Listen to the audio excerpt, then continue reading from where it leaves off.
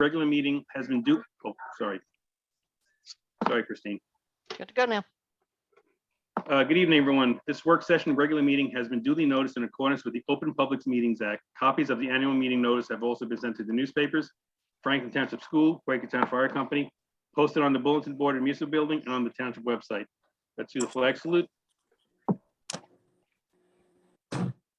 Pledge allegiance to Allegiance the flag to the flag of the United States of of the United America, States of America, They're the muting. republic, to the republic and for which it But stands, it's one One nation, nation, God, under God, indivisible, indivisible, liberty, with liberty justice and justice for all.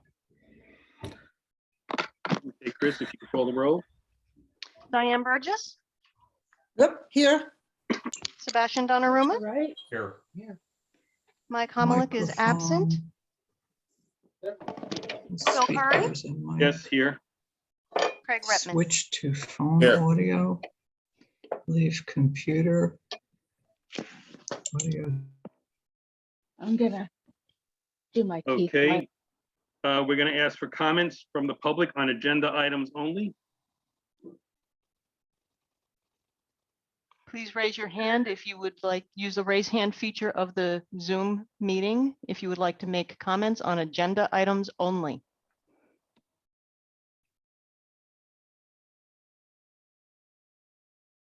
Okay. Christine, I don't see anyone. Do you? I do not see anyone using the raise your hand feature. Okay, not hearing anything. Let's move on. There's no proclamations or presentations. Approval of the minutes of February 10th, 2022, the minutes of the work session and the regular meeting. I'll make the motion. Thank you. I'll Craig made that second it. motion, and Diane seconded. I'm sorry, what was that? That Who made the Craig made the motion and Diane seconded. Okay, thank you very much. Diane Burgess, Yes, Sebastian Donnarumma, Yes. Mike Homilick is absent. Phil Curry, Yes. Craig Retman. Yes. Okay. Approval of the bills list. Cameron sent the note that there was really nothing extraordinary in this one. It was a rather small bills. Cameron, did you want to talk about it? Sure, it's a fairly small bills list. Usually we have more, but because it's the beginning of the year, it's fairly light, and we actually just had a bills list, 2 weeks ago. So it's fairly reasonable that, right now there's not too much going on. Okay. Sebastian made that motion, Chris? Okay, And Craig, will you second that? Second. Okay, Craig, second that. Any okay, Diane- discussion, any comments? no, Okay. Go ahead, Chris. Okay, Diane Burgess, yes, Sebastian Donnarumma, Yes. Mike Homilick is absent. Phil Curry Yes. and Craig Retman. Yes. Okay, there's no ordinances to discuss, resolutions. Resolution 2022-16, a resolution establishing procedures for public comment before the Franklin Township Committee. This is just a resolution. Chris, did you want to go over this, what you found that we didn't have, that we about this, why this is in? Okay, this resolution regarding the public comment procedures is a lot of other towns have limitations on how long someone can talk. This way, everyone can get their voices heard. So it's pretty standard procedure for pretty much all public meetings to have a kind of limitation on just timeframes, usually between 3 to 5 minutes. And basically not to allow people to speak again so that you're just not getting over and over again. Everybody gets a chance to speak. And Mayor, if I could, I Yep. recommended that it be done by ordinance. The township has had this policy for a long time. In fact, it's my understanding, it used to be listed on your agenda that way. It used to have the limit right on the agenda. It at some point fell off the agenda, so it wasn't listed. So I had recommended we do it last meeting. Before the meeting, we had forgotten to announce it, so we didn't do it midway through. So I recommended that it be done by resolution. That way it's in writing. That way it's, fully transparent for everyone to see. But this was the policy prior. It's just, I recommended you do it by resolution. So that way Christine, every meeting can just put it right on the agenda. So there's no question. Everybody knows, like she said, most other towns do it. Your school board does it. Alexandria does it. It's very standard. And looking at the school board, the Franklin Township School Board of Ed, it's right in their agenda also limiting the comments to 3 minutes. So we can have a discussion on that. Do we need a motion first to discuss, or can we open up for discussion? You should do a first and second and then open it to the township Okay. committee discussion. Okay, a motion for this resolution? I'll make the motion. Thanks.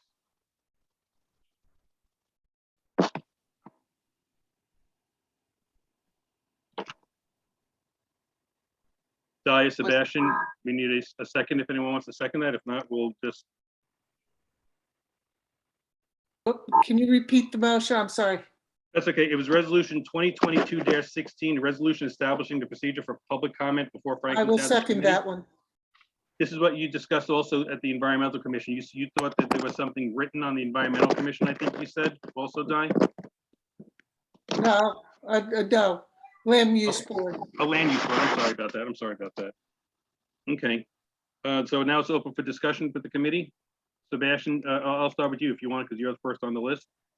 You can go in my Like I screen. said, I've been on the committee for 4 years. There's only been 3 meetings that there's been more than a handful of residents making comment.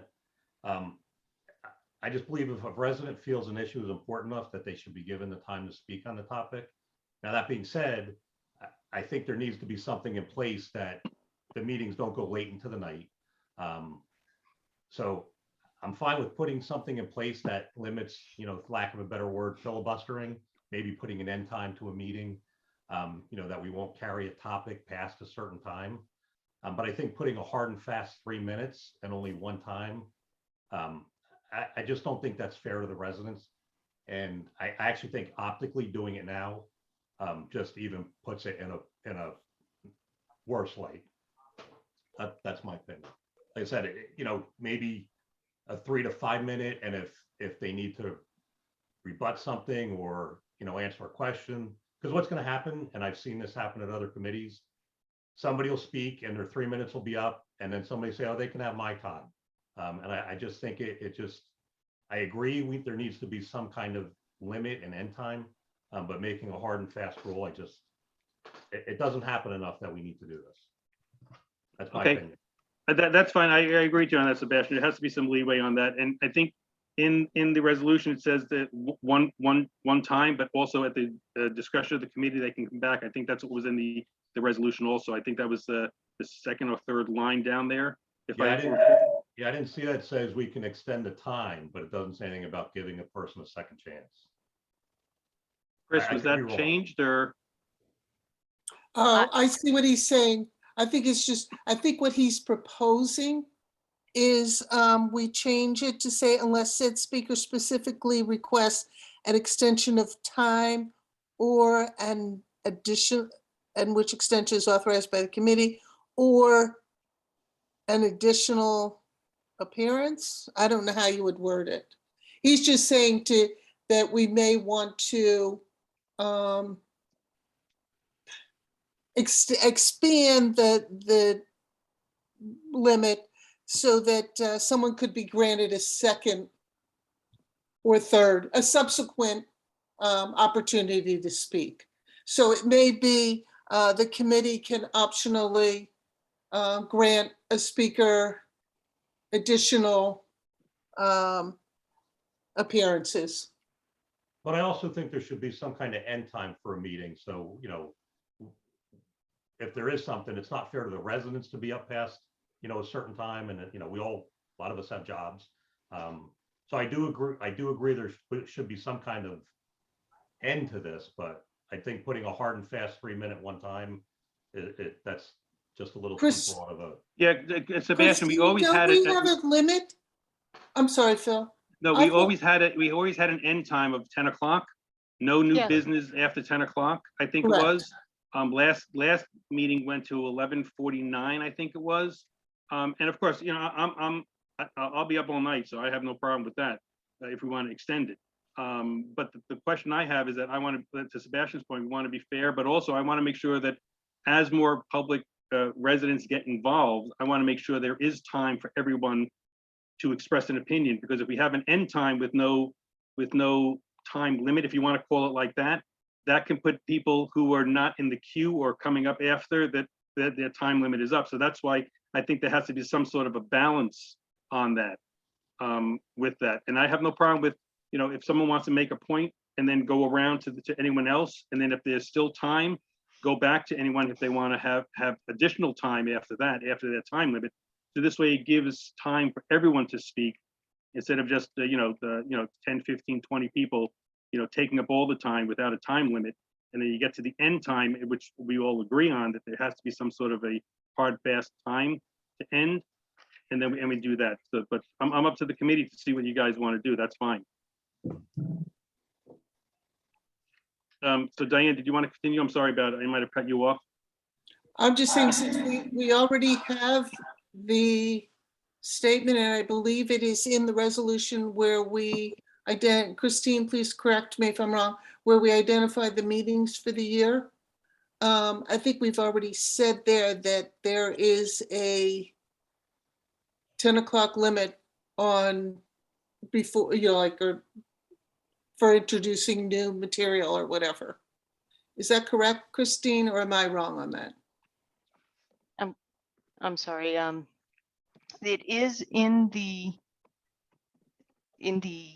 annual meeting notice resolution that the meetings end at 10 p.m. and then you can carry something over to another day.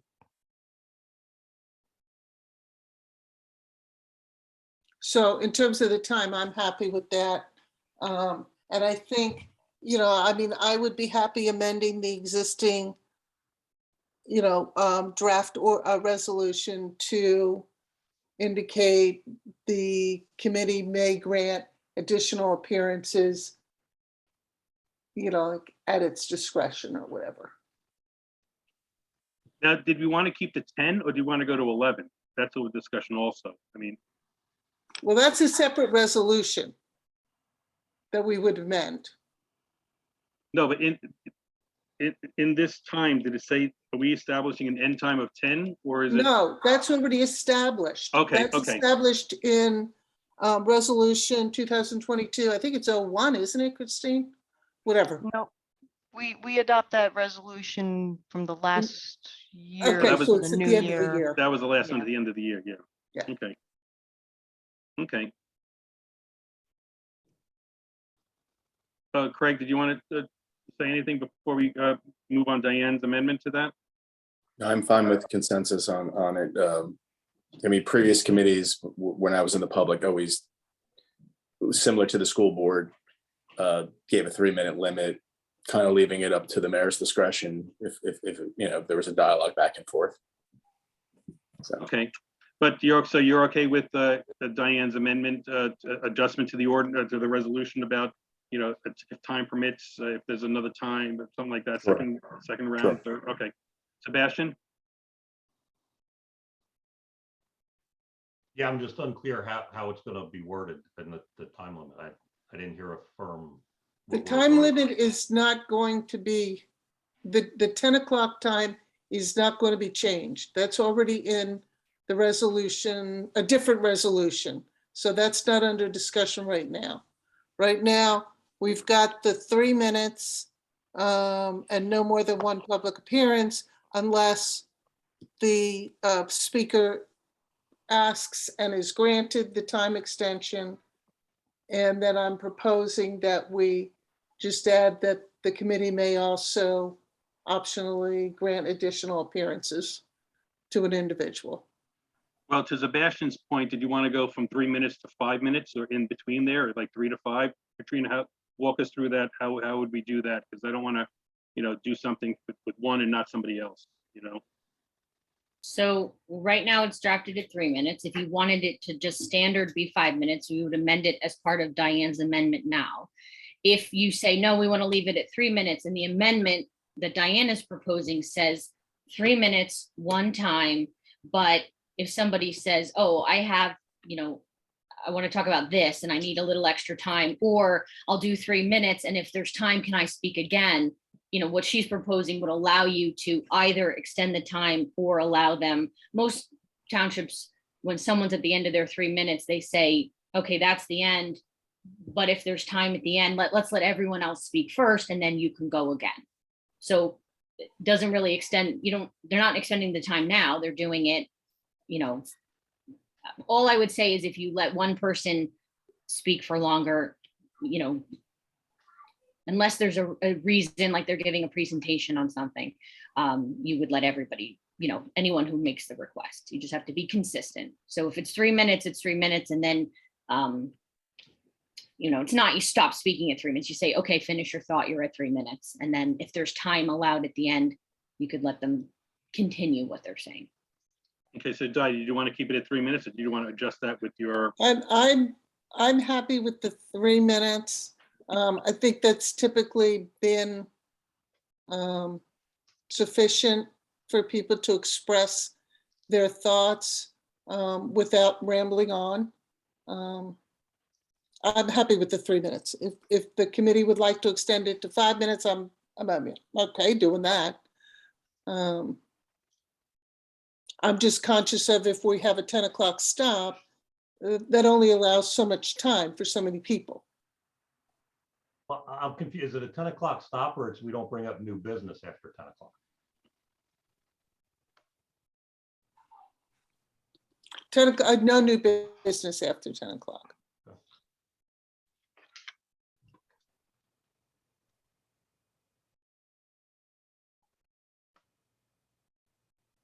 Okay, Sebastian, are you okay with the amendment that Diane made with the circling around again? Would you be happier with 5 minutes, Sebastian? Yeah, I think, like I said, if somebody wants to speak, I think limiting it to 3 minutes and one time, I would be happy with 5 and a chance to come back if there's time. I think Okay, that's then fair let's to the do 5. Okay, I'm that's okay with- fine. That's fine. And if we find out that we really don't need this after that, we can always adjust it or amend it, the resolution down the road or something like that, right? Exactly. So, Yeah. what I'm hearing is Diane is making a motion to amend. Does someone want to second it as amended? Well, I want to make sure we have the amendment correct, or the terminology there. So it's going to be, instead of 3 minutes, it'll be 5 minutes.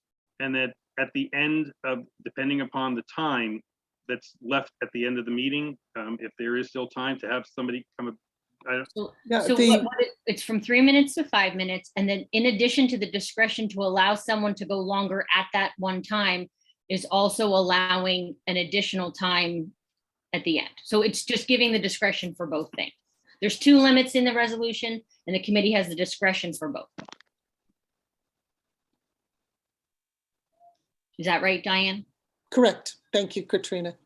okay, Sebastian, you seconded that before. No, did you second? I think Craig seconded that before, I think, right? I seconded the original. Oh, okay. motion, So But she's making a I'm now motion to making a amend. motion for an amendment. Okay, So we need a second to my motion. I'll second. okay. Any further discussion? Okay, Christine, can you call that roll then? Okay, Diane Burgess, Yes, Sebastian Donnarumma, Yes. Mike Homilick is absent, Phil Curry, Yes, Craig Redmond. Yes. okay. Thank you all. Staff administrative report, I hear George OEM is on the line.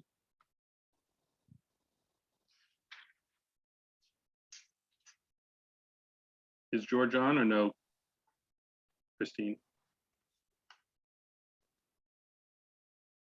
We have 124 people. there he is. Nope. Oh, that's not- sorry, I get George. Nothing too crazy to report. We did attend a meeting with the county OEM council, and we've taken 2 courses on response to school shooting incidents and church incidents. Okay, hopefully we never have to follow up on that, or we'll follow through with that, George. Indeed. Yeah. Okay, I also spoke, I'll jump this in because I also spoke with Amy Overman from JCP&L. So you'll be aware of this, who was our regional external affairs contact. She informed me that JCP&L has mobilized repair crews due to the impending storm that is scheduled to hit our area. So I know, George, you're going to be involved with this in case there's any other issues that arise. True. And I just want to get this on, since we have 128 members of the public. If you should experience an outage, don't think that JCP&L knows that you're out, because it might not be an entire line that you're there, it might only be you. So please report it to JCP&L by calling 1-888 lights, LIGHTSS. That's 1-888-544-4877, or you can visit firstenergycorp.com. And I also hear Virginia is on from the school. Good evening. Good evening, Virginia. First of all, Virginia, I want to thank you because the members of the public don't realize this, that we had asked for the March 10th meeting to be held at the school, and we got approval to be held in the auditorium at the school. So I want to thank you for helping us with that. And so our next meeting will be held in person at the Franklin Township School Auditorium. So thank you very much. You can continue with everything going on at the school and the Board of Ed. Yes, thank you, and we're happy to help out. Many members of the public may have noticed there is a little bit of work going on at the school, in front of the school. We were working on planning a project with the underground storage tank. It's an oil storage tank. Part of the planning process required some drilling, and that caused a problem. So you'll see there is a temporary above ground tank. We are working on the remediation of the spill that happened there. And we'll have the major work of actually getting a new permanent tank in the ground, hopefully over the summer. That work is ongoing and is extremely visible if you happen to drive by. I suppose one of the other big items that we are working on is the budget. The governor's address was a week late, or is a week late. I'm not sure if it's happened or is going to happen. That has put us off of our schedule by a week, but I do believe we'll make our regularly scheduled meeting in April to do a public presentation on the budget. So those are probably the two biggest items. I don't know if you have any questions for me. I don't have any questions. I was just notified, Virginia, that the North Hunterdon has a delayed opening for tomorrow. Do you know anything about the school yet, or has been decided, or no? Franklin has not decided, is waiting until the morning to make that decision. Okay. Okay. Thank you very much. I appreciate that. Our police captain is on. Tim, I saw you. I can't see you now, Tim. Hi, sir. Hey, Tim. I got nothing new to report at this time. Okay, thanks, Tim. Appreciate that. Cameron, our CFO. Oh, well, so right now we just finished our tax collections, and we are still processing the remaining balance of it, but so far so good. We are also starting our audit. Our AFS is on way, and we're also working on our budget, and that's pretty much it for now. Okay. Any questions for Cam? Okay, Chris?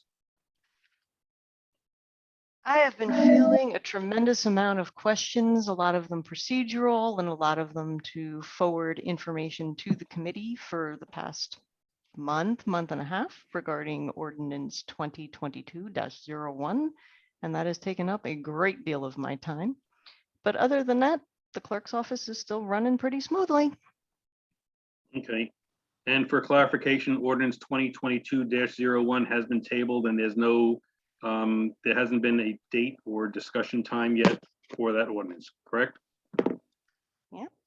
Okay, just want to make sure everyone knows about that. There's no Board of Health. We're gonna go into the old business of the new municipal building. Is Mike Schaber on?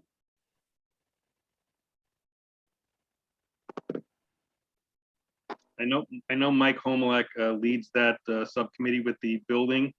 I don't know if Mike is on. I know Mike Homelak is away on business for work. So Mayor, I can give you an update. Okay. At the next meeting, March 10th, you are scheduled to do second reading and public hearing on your ordinance to sell the 13 acres along the Lansdowne Trail to the county as open space. Once you do that on the 10th, then the closing will take place and you will sell that piece to the county. Okay, and I think I divulged the price on that last meeting. The county's buying the 13 acres for $112,000. Okay, and that's going to go into the fund for the purchase and also the renovation of the building. Yes. Okay. And I know also there was when I spoke to Mike Schaber, he's also going to forward to the committee the new schematic of, I think, schemes outline, third draft of the outline for the building, to see if there's any comments from the committee about the location of different offices. We also were able to get DOC involved ahead of time, and so we are able to move the police department into that building as well. So, we're really good about that, and I know there was a lot of talk about that. That's the reason why we want to try and update that. There's no other comments on that. We'll go to the committee reports. Diane? Let me unmute myself. Yeah, so number one, I mean, as you know, I've been updating the committee and the community about COVID for the past 2 years. Hard to believe it's been 2 years. Franklin has had 5, as of yesterday, I believe it is, has had 525 cases reported. About a quarter of them have occurred since January. So we've had quite a increase in cases in the township. It's starting to slow, thank goodness. We have had 4 deaths, all 4 of which have occurred since the first of the year. Again, I cannot get any details in terms of age, whether they were vaccinated, boosted, anything. But the medical center has only 2 COVID patients at this point, so they have gone back to doing elective surgeries at this point. So it's been rough, but hopefully things will start to improve as they've been improving around the county. The other topic is the Environmental Commission. We did meet last night. It was Tuesday night, I apologize. It was a change from our regular schedule due to some other conflicts. Similarly, we will be meeting in March on the last Tuesday of the month. We had a nice showing of people and a couple major activities that are underway. There is a ink cartridge recycling. We now have that within the build. We have a box at the entrance to the building. And there's some information there. The Environmental Commission does get a little bit of money for each cartridge that is recycled. We will be doing a advertising campaign, if you will, or promotion about it shortly. We have requested the 1,000 trees again for the DEP's tree recovery campaign.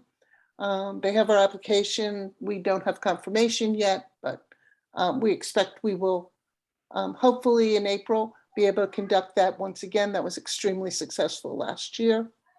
And the third thing is the well testing is scheduled for the beginning of May.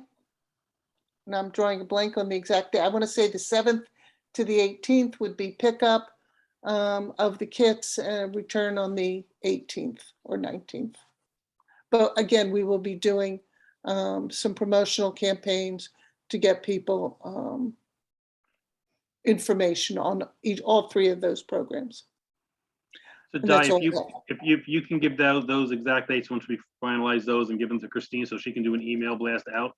that would Oh, be great. absolutely, yes, she'll Yeah. get them all, yes. Yeah, She that's and great. She and Catherine have been very, very helpful in terms of getting out our information. So I do appreciate what they have done.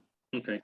And for those members of the public that don't know, please give your information, your email to our clerk, Christine, and also the deputy clerk, Catherine. You can either email them, come into the township office, just give me your email address so that you can actually just receive email blasts anytime we do something. It's a great way to be informed.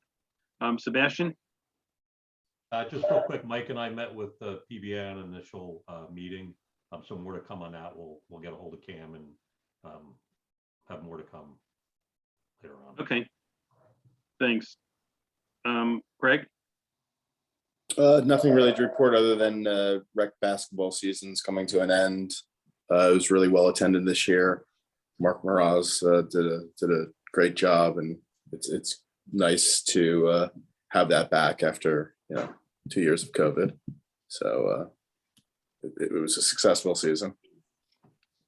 Any future Olympians on the Franklin Township? We You gotta start never recruiting now. know. There could be some late bloomers, but I wouldn't hold out hope.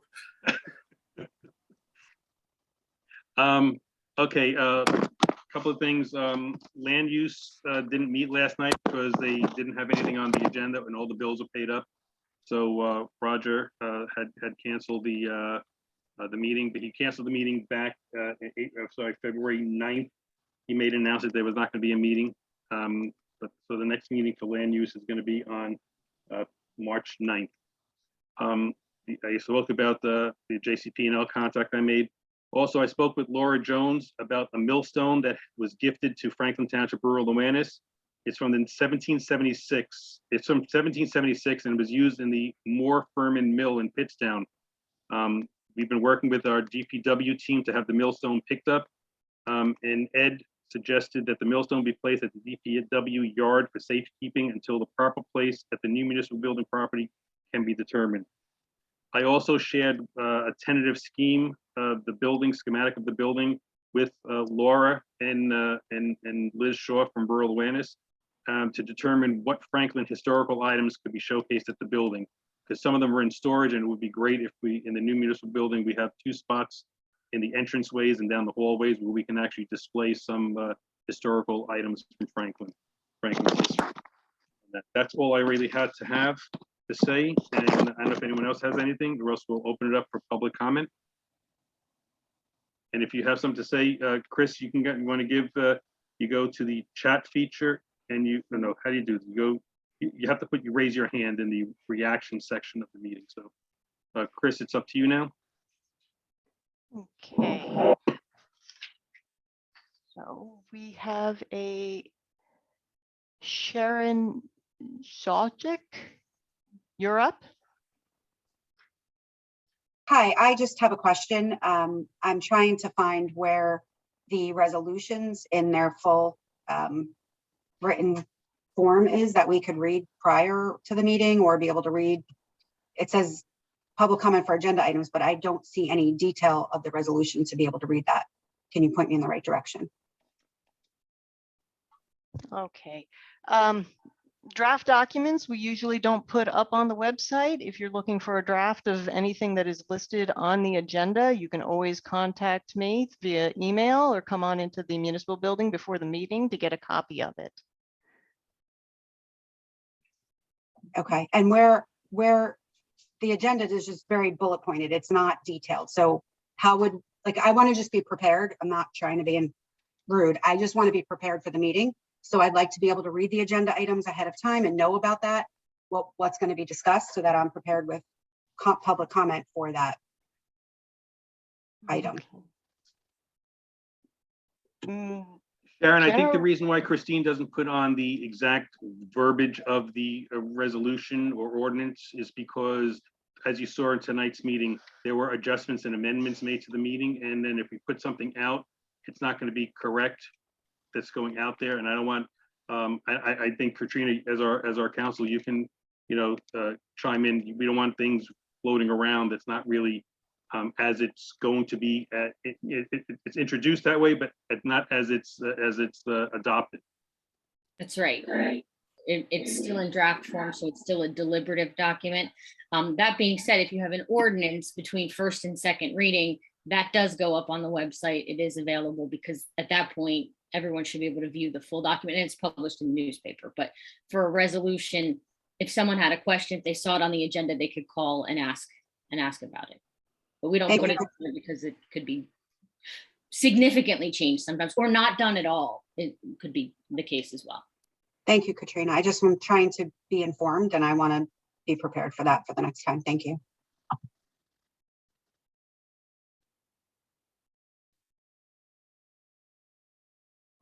Okay, can you state your address for the record, Sharon? 7 Nixon Farm Road.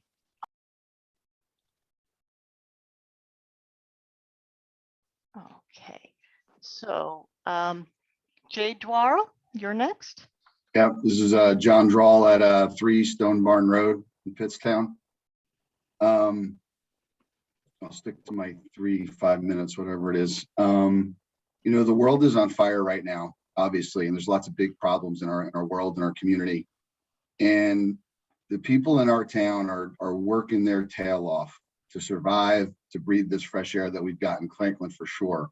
And for the life of me, and I've had a X amount of weeks to think about this now, I can't understand why this cannabis factory is even being considered. You heard the residents, you know the dangers of drugs and the impact that they have on children. Why wouldn't you just put an end to this right now? You have an ability to do so. Why waste time and energy and money on this issue?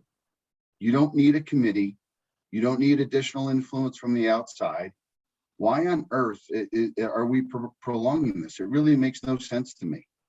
Let's not make believe that there's good that could come out of this. It's just not the case. There is no good that will come out of this. Someone will suffer, and we all know that. Nobody's stupid. It's foolish to think otherwise.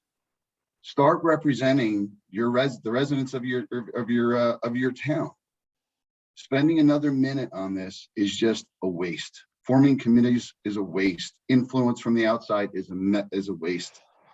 Listen to your people. Do the right thing. I ask my kids to do the right thing, and the right thing is expected from all of you. I had an opportunity to visit with my kids down at college last week, and I told them about what was going on in our town. And all they can say is why. And you know what? There's not one goddamn good explanation to give them. Not one. It's really sad.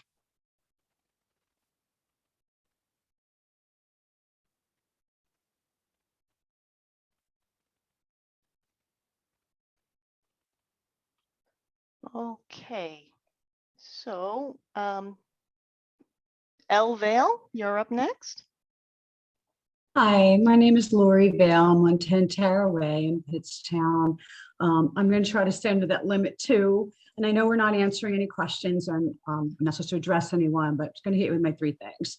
One, I just discovered today that the zone that, yes, we live in, AR7 and RR5, which were previously rural residential zones. I've just learned the land use board decided to expand those to manufacturing. Marijuana, it doesn't matter if it's marijuana or teddy bears, but they expanded it to marijuana manufacturing.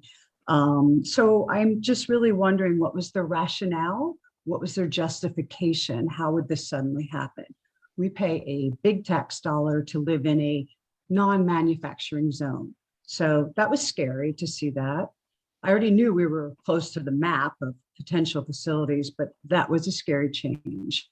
The second thing, and a lot of you weren't here during this, but back in the day when we were fighting with Garden State growers and all of the ordinance, they were able to kind of get around and do their thing. One of the town council members used an expression. We were literally bleeding dollars. The legal expenses, I believe, were $1 million and up, and they finally said, okay, we're done. We got to get away from this, cut whatever deals we can.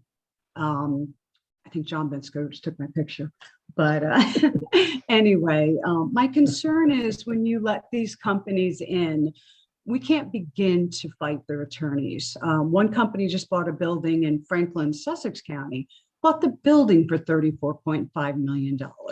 We don't begin to have the resources to fight. Why did you let Farmer Bob sell, but not Farmer Tom? Why did you let Ascend Health buy, but not Altus? That will make us broke in no time flat. That's 2.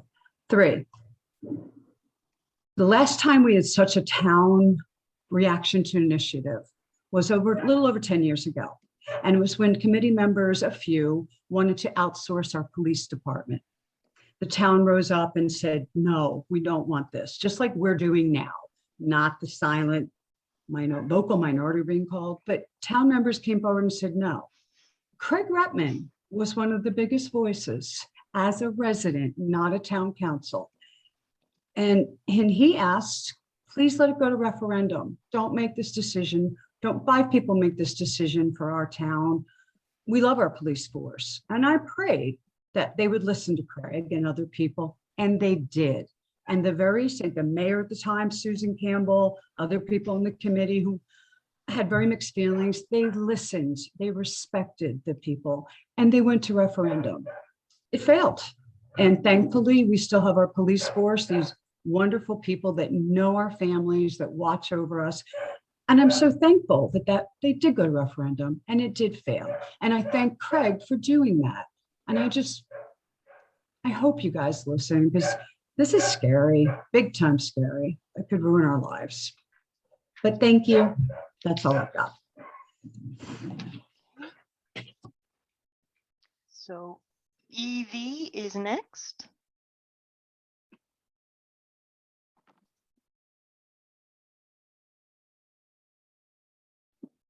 This is Ray Book. I'm at 10 Duke Court. I just wondered how many voices need to be heard, or how many people need to rise up to impress the committee that cannabis manufacturing is not in our best interest. So whatever it takes, I think we will recruit the necessary forces, and we will be there and do whatever it takes. And my other question would be, is just opting out really the way to go? And I think our committee needs to tell us that. They need to research this. They need to tell us how best to prevent this. Thank you.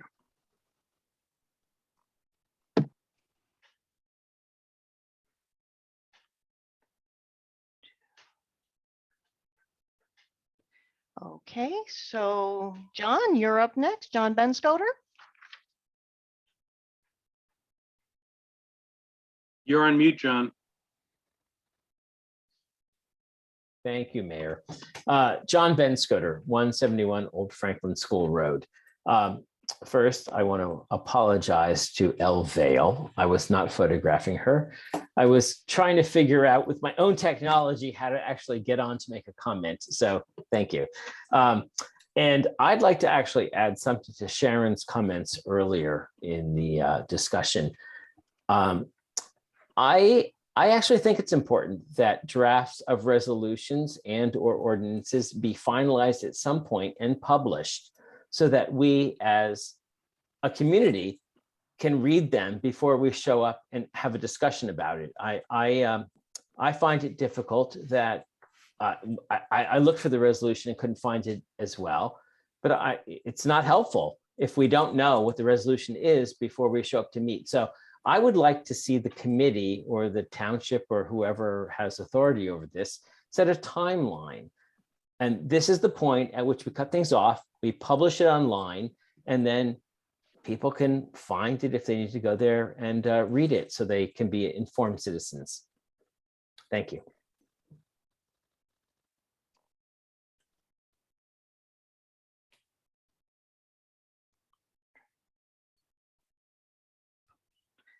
Okay. Well, that's a mic drop. Well, John, Chris has to take Chris, we have to send Chris to a stenography class to take these minutes a little quicker, I think, so. I mean, we record them, don't we? Well, if the recording fails or the digital file corrupts, I only go Okay. off of my notes then. Hey, I'm behind you, Christine. It's fantastic. I'm doing my best here. Yes, you are. Okay. And I'm grateful for it personally. Oh, well, thank you. Michelle Davino? Hi, Michelle Davino. I live at 318 Sydney Road. Hi, neighbors. I'm beside myself with ordinance 2022-01.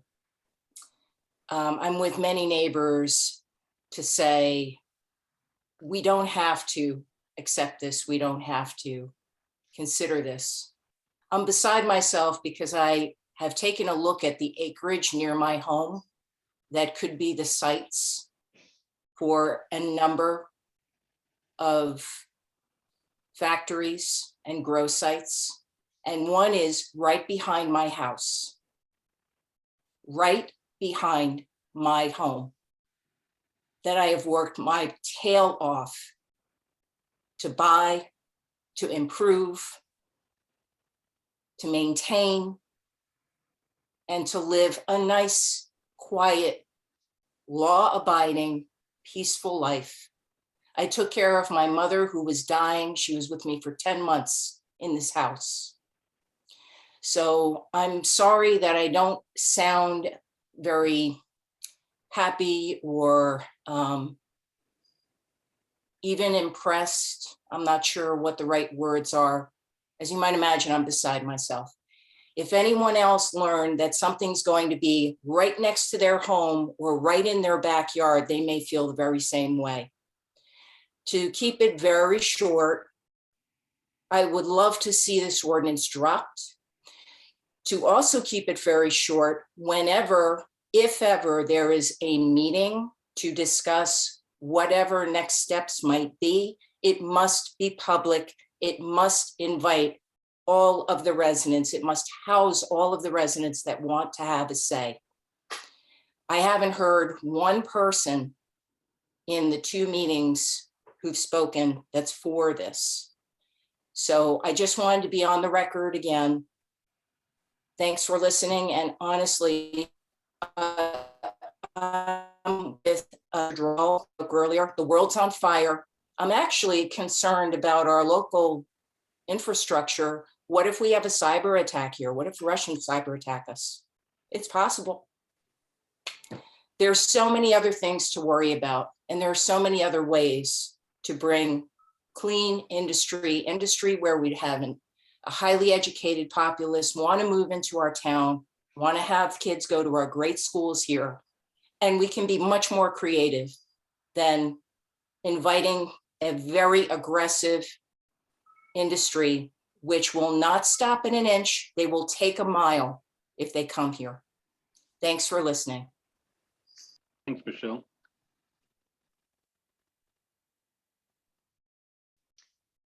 Okay, so Alexa Tarby is next.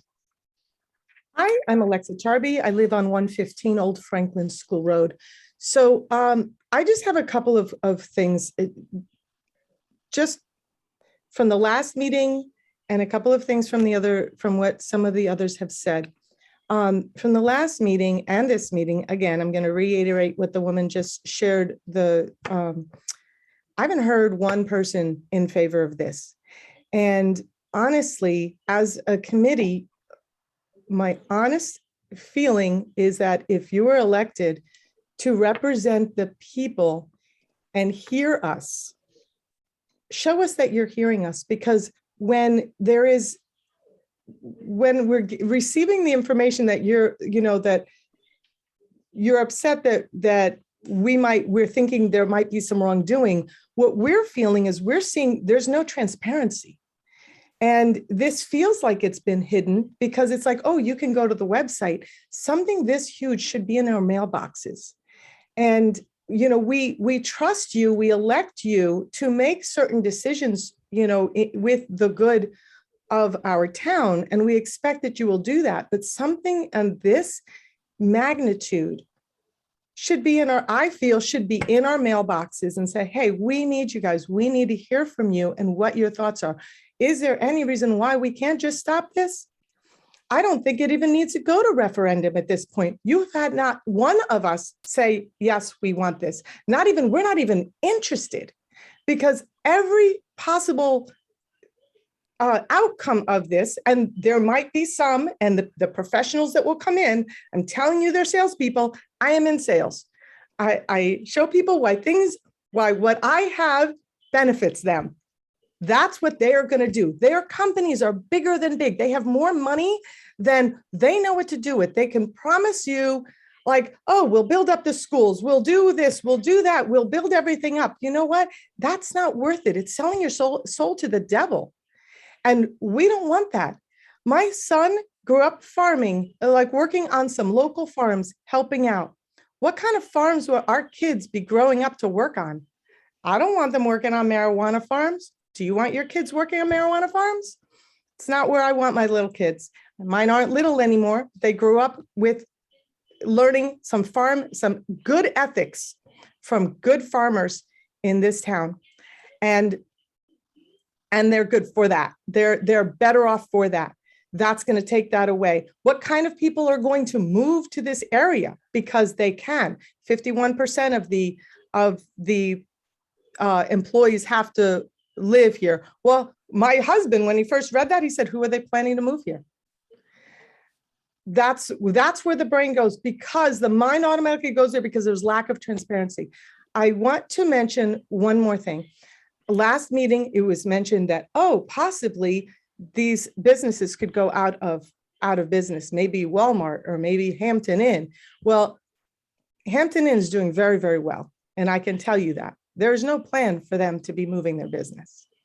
And I don't believe Walmart is either. They're doing extremely well. So that is only if they're going to be pushed out, because maybe there's pot all around. Anyway, thank you for listening. I pray that you do the right thing and you listen to the people of the town and do what you've been elected to do and listen to us and represent us. Thank you. Thanks, Alexa. Okay. So Todd Taylor, Can you hear me? you Yep. can. Okay, good. Todd Taylor, 32 Locust Grove Road. Just some quick questions. I've been watching some of these meetings lately, and I noticed that, I've heard that if we go with this, we opt in, we are stuck with it for 5 years. But what I find disturbing is when we opt out, and I think we opted out on something in 2019 next to the church. We really don't opt out. We're only out as long as someone else decides to come up with another plan to bring another person in to look at this. There is no firm way of just either a timeline or getting rid of it altogether. Because I agree with everybody, no one wants this. And as far as Alexa was saying, I believe that was her name, as far as getting the word out to people, it's amazing with the well testing. You want to send out flyers to all the people, but with something this critical that you're going to do, it was sort of just slid by, and fortunately we all caught it. And then one last thing is, how many people is it going to take to change certain people's minds? I guess Craig would be one of the ones. 95%, or is the committee members, are all your minds already made up? So no matter what we do, you're going to go behind closed doors and do what you want to do. Because I've seen this before on different panels where people, they don't care. It's like we're smarter than them. And I heard some of the meetings the other day, and everybody seems to think that we are so smart and we're going to do it our way. But these guys, you don't want to let them in. There's an old golf saying, when in trouble, get out of trouble. And in this case, we don't allow them in. It's going to cause trouble. So everybody is really against it. It's pretty positive on that end. And what is it going to take? 95%, and you're still going to vote for it? This is what scares me. And this is what really bothers me. And that's pretty much it. Okay. Thank you. Thanks, Todd. Okay. And Jim Parker, you're next.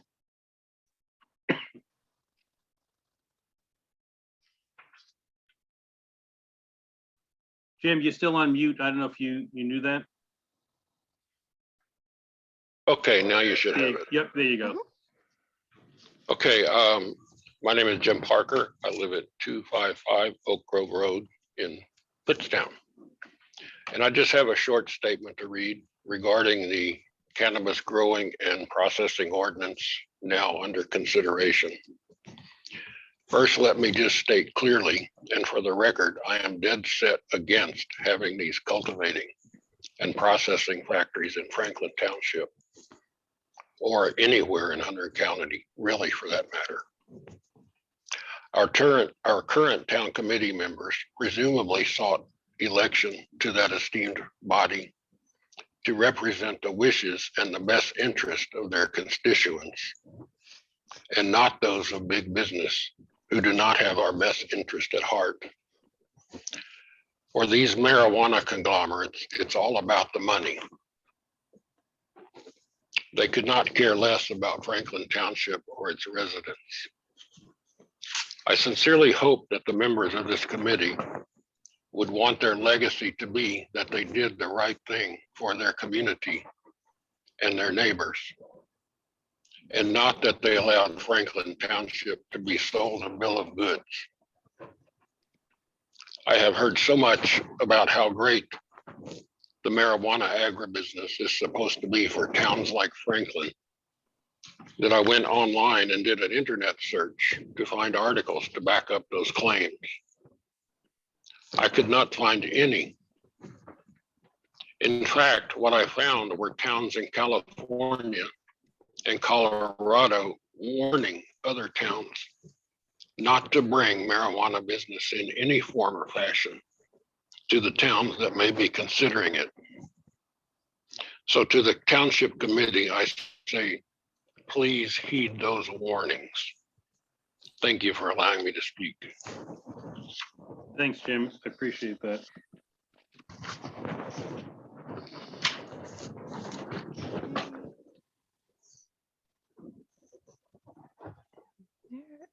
Okay, Dolores, you're up next. Hi, I'm Dolores Rich.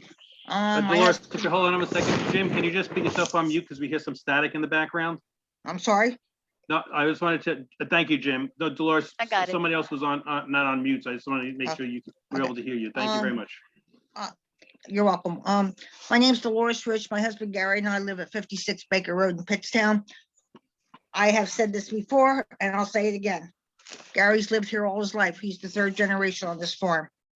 Okay, his grandfather farmed it, his dad farmed it with him, and he farmed it. Years ago, because of a development going in, we were literally forced to take down the hay barn, and there was nothing wrong with it. And this was years ago. The committee never said, put a fence around it, put shrubs around it, nothing.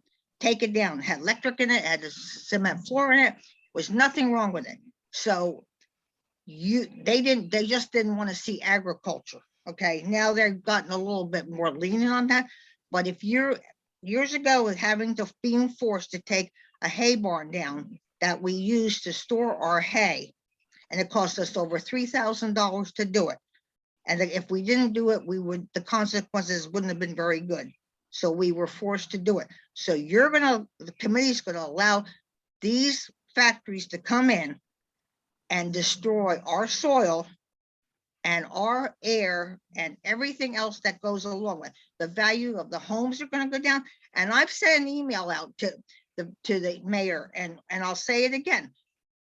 Everybody's values of their homes are going to be going down if they decide to sell. And I hope yours goes down really, really worse than anybody else. If you're going to approve this, I don't understand why you're doing it. I don't know why you don't see what the people are saying. Everybody moves into Franklin Township because of the land, because of the air, and they love the township. And you're contemplating doing this. this is total, I am totally blown away because I can't imagine you were elected by us to represent us, and you're doing exactly, you've done what you wanted to do before. You passed things without us knowing it, and you're trying to do it again. So you think twice, because don't try to run for election again, because if you pass this, you won't get in. That's all I have to say. Thanks, Dolores.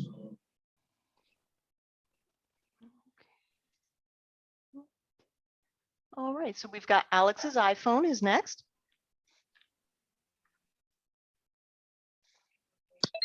Thank you. This is Alex Ragavan, 6 Quaker Hill Drive. I just want to go on the record to say that I'm, number one, opposed to this. One of the things that was brought up was the need for increased transparency about the bill. And I couldn't agree more. Government is made to be, government should be transparent, not always transparent, but I encourage you to be as transparent as possible with this and your intentions with this. I mentioned this last week, or last time we spoke. The people who bring in these cannabis farms are venture capitalists. Venture capitalists are exactly that. People who have very, very deep pockets. They will be impossible to fight and defeat. So think about that as you put this up for consideration. We have firsthand experience with some bad neighbors, some bad corporate neighbors. If you remember the debacle with Legacy Treatment Services, we know what bad neighbors can be like. We don't want them. No one should want them. No one wants bad neighbors. We ask you to do the will of the citizens. You're elected officials. We have elected you, and we're asking you to do the right thing, to represent us. So I just want to go again on the record as being firmly opposed to this measure. Thank you very much. Thanks, Alex. Okay. And then we have Tony Kozniski. Kaczynski. Hi, 88 Cherryville Stanton Road. And I'm not going to reiterate once again what everybody else is reiterating, but I want to understand the process here. Not once I joined the meetings, I've seen the emails. We're on support groups for Franklin Township that are against this. Everybody is against this, but I haven't read one thing that has told me why we're for this. I haven't seen any dollars for why we are continuing down this path. So for the committee, I ask, what is in it for you? What is in it for Franklin Township? Because honestly, I haven't seen it. You haven't put it out to public. You haven't answered one of our questions. So at what point in time do you answer our questions? When we go March 10th, which unfortunately I'm traveling, so you're probably happy about that, but when you're in front of the committee and you're in front of the people that elected you, when are you going to answer our questions? Because I haven't read one thing that is positive about this, and I haven't heard one reply from anyone to prove to me that is positive, that there is something positive. Craig Repman sent a note back saying, well, Hopewell Township did it. Hopewell Township is regretting every single day that they voted in the mayor that allowed this to happen to their township. So I asked the committee to please let the residents know what's so good about doing this. You can take me down the path and tell me Walmart's leaving. If Walmart leaves, we'll figure it out. We'll put something else there. And if we have to, maybe we'll put some cannabis growing in Walmart, but that's not where we're at today. So we need to understand what is going on, what is the process, and what's in it for the residents of Franklin Township. Thank you.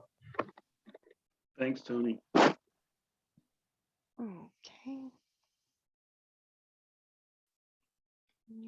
So Sandra Marzo, you're up next. Hi there. So I live on 227 Pittstown Road, and I would like some clarification about the focus group. Who is being invited? When do you think it's going to be?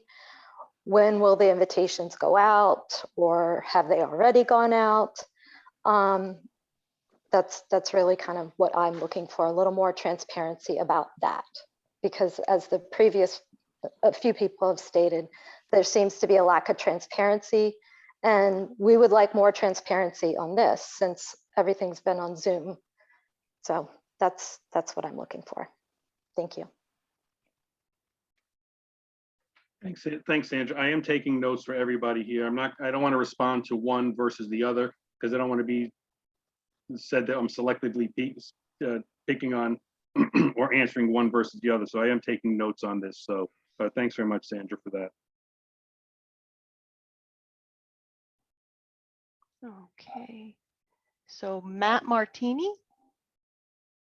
Good evening, everyone. Together with my wife, Merope, we live at 14 Joanne Road. Some of you may know us as Cherryville Farms.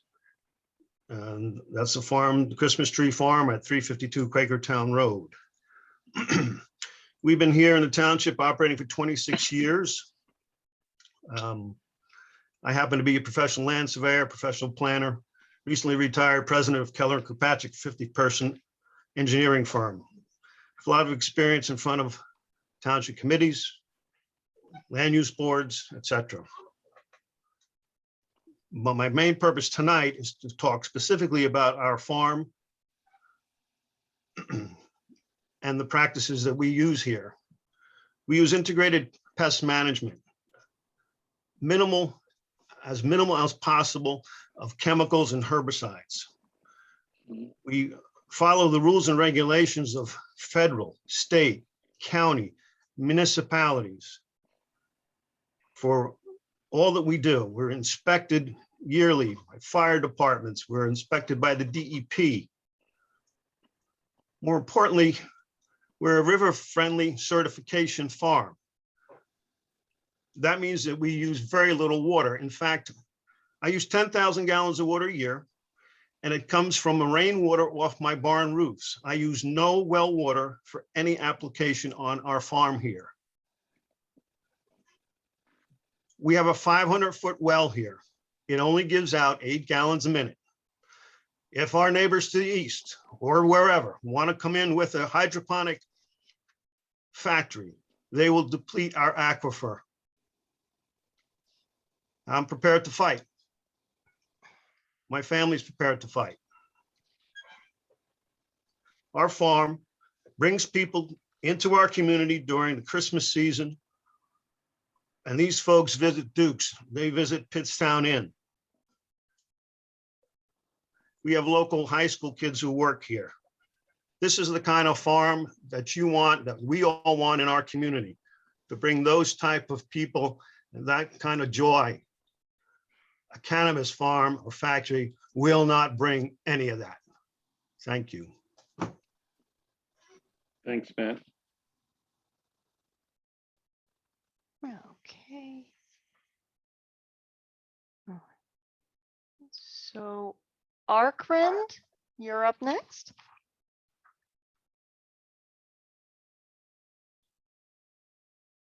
Yes, hi, can you hear me? Yeah. Yes, we can. Yep. Yes, hi, I just wanted to reiterate what I spoke about the other last week's meeting. It's Don and Karen Broughton at 219 Pittstown Road. And I mentioned that I was involved with the architectural renderings of the end of Pittstown Road and Route 12. And the township has supposedly passed it down because of the impervious land coverage.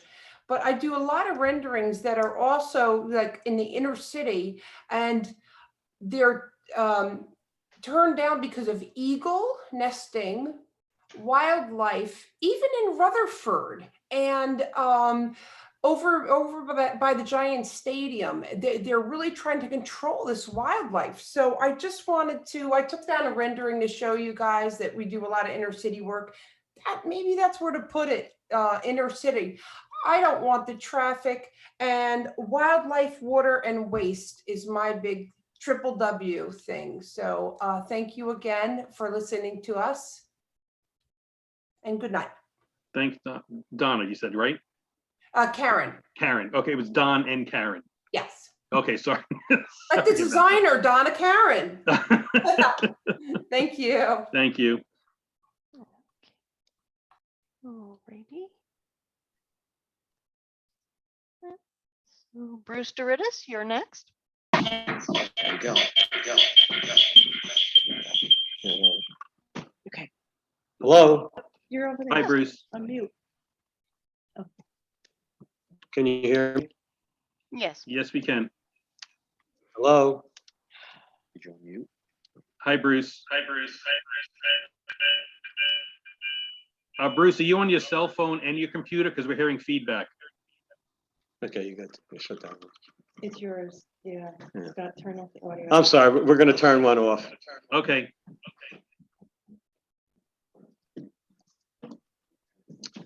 Is it better now? Yeah, it's great. Thank you.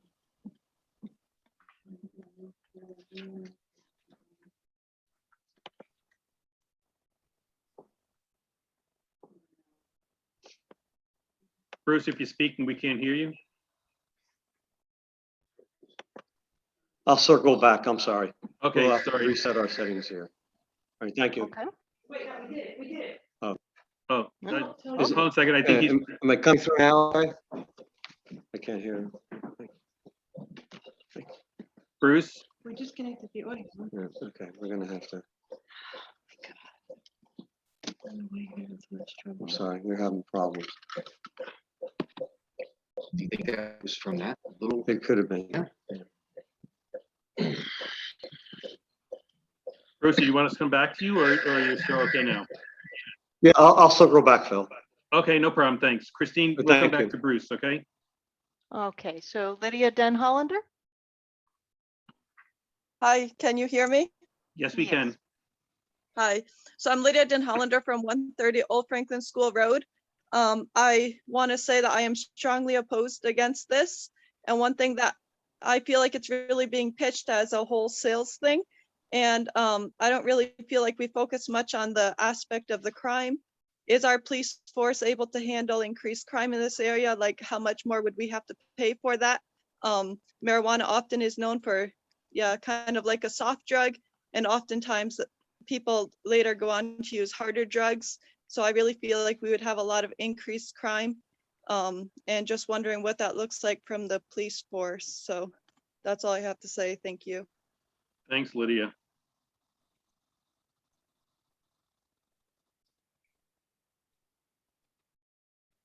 Christine, should we try and get Bruce back? I'm guessing this is Elvale's husband is next.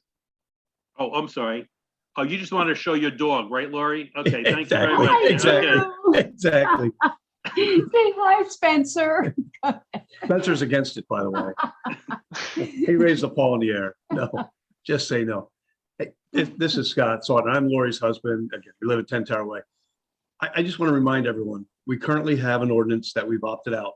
That is 100% protecting us from any exposures, whether it be legal, environmental, others. We are currently protected. I want to maintain that. And you can understand, you can investigate things, but why would you put an ordinance, I'm Carol, why would you put an ordinance out there that basically opens you up to, if you will, challenges by whether they be growers or other people and so on and so forth. Many people have said it, we're not in favor of it. There are too many exposures. We already currently have it. We're not obligated to have any opt-in measures, if you will.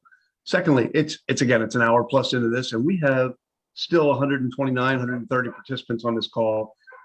I haven't heard anyone speak in favor of it. I think it's pretty easy to basically take the cue there and shut that down. Third, if you haven't, and we've all talked about the Reddington plant because it's horrendous. Go look at what they did in Whitehaven, Pennsylvania. It's a medical marijuana facility. They basically put it in a bucolic, environment like ours. The residents are beside themselves. And again, that's medical marijuana. They did this, they can't get away from it now. They basically, now you talk about housing values have plummeted. Everything that they've basically worked for, you think about most of them, it's their biggest asset. They can't sit on their back deck and basically enjoy a barbecue with their friends and neighbors. So I would encourage you to go check that out. Again, I just don't want to reiterate too much, but we already have a plan in place. It's called opt-out. We've done it. You guys did it. Thank you. And I would recommend we just stay with that. Thank you. Thanks, Scott. Okay, so we have Ally Taff. Yes, hi everyone. Good evening. Thank you for allowing us all to speak again.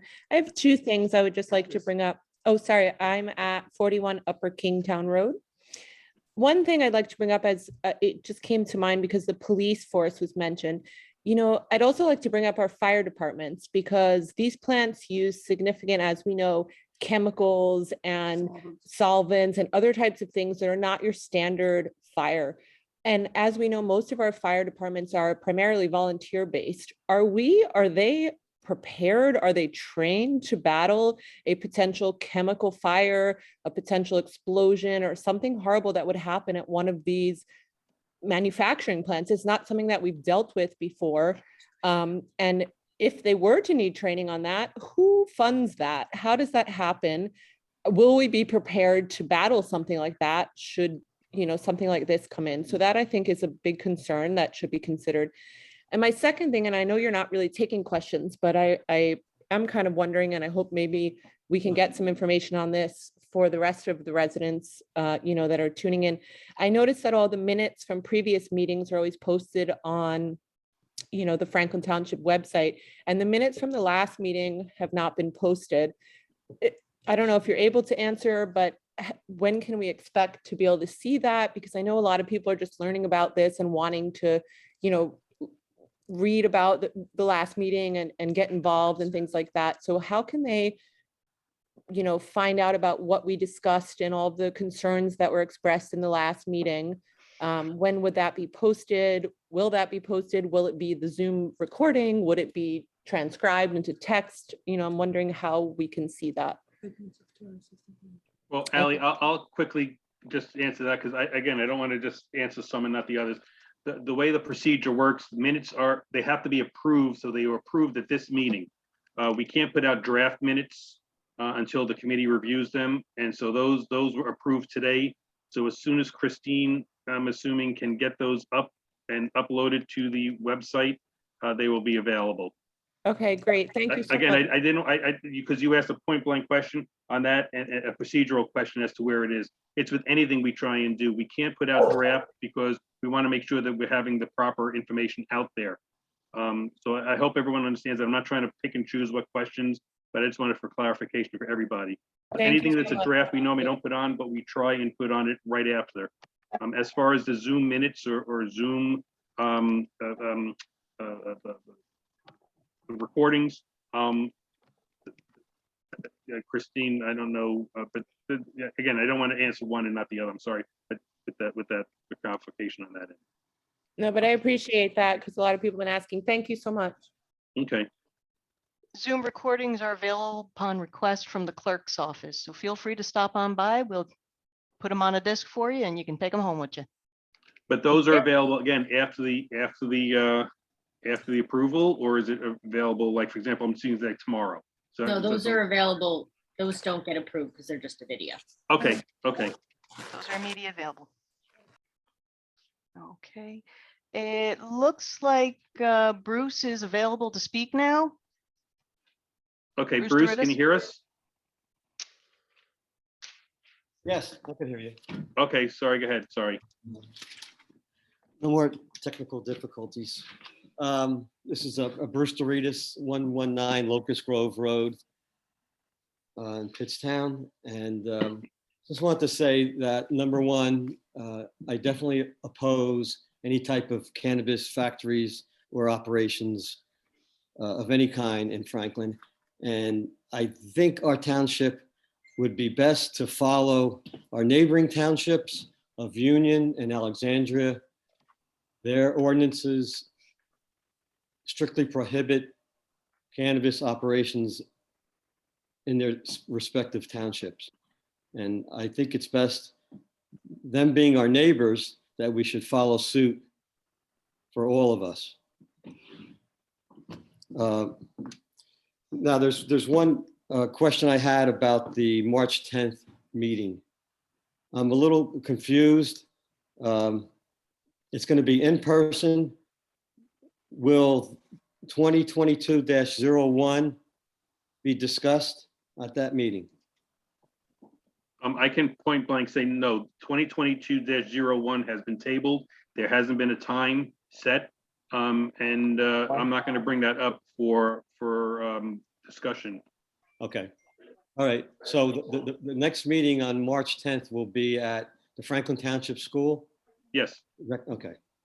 Okay. I have no idea. Okay. The other thing I want to talk about is, you know, Sorry. There's something in the background. I'm trying to find who that is. There it is. That's the person. Bruce, you'll have to unmute yourself again. I was trying to mute someone else. okay. Sorry about that, Bruce. No, no problem. Like I was saying, I lived here 39 years. We bought in 1981. I built the house in 82 and 83. 3 children, been through the township school. I've been on the school board.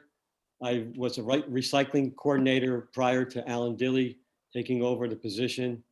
I've been on, you know, several citizens groups, including a nonprofit that we formed back in the 1990s. So, you know, that being said, I've seen a lot in those 39 years.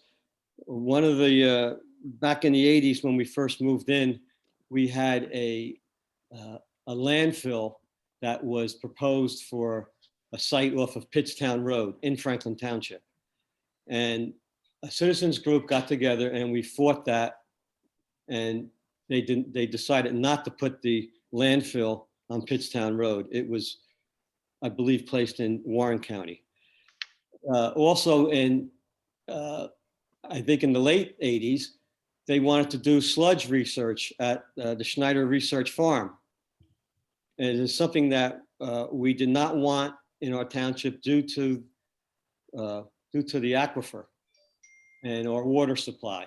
And again, we fought that, and we defeated that. It was not allowed on the Schneider Farm. Now, moving on, we've also had some issues here with wells going dry.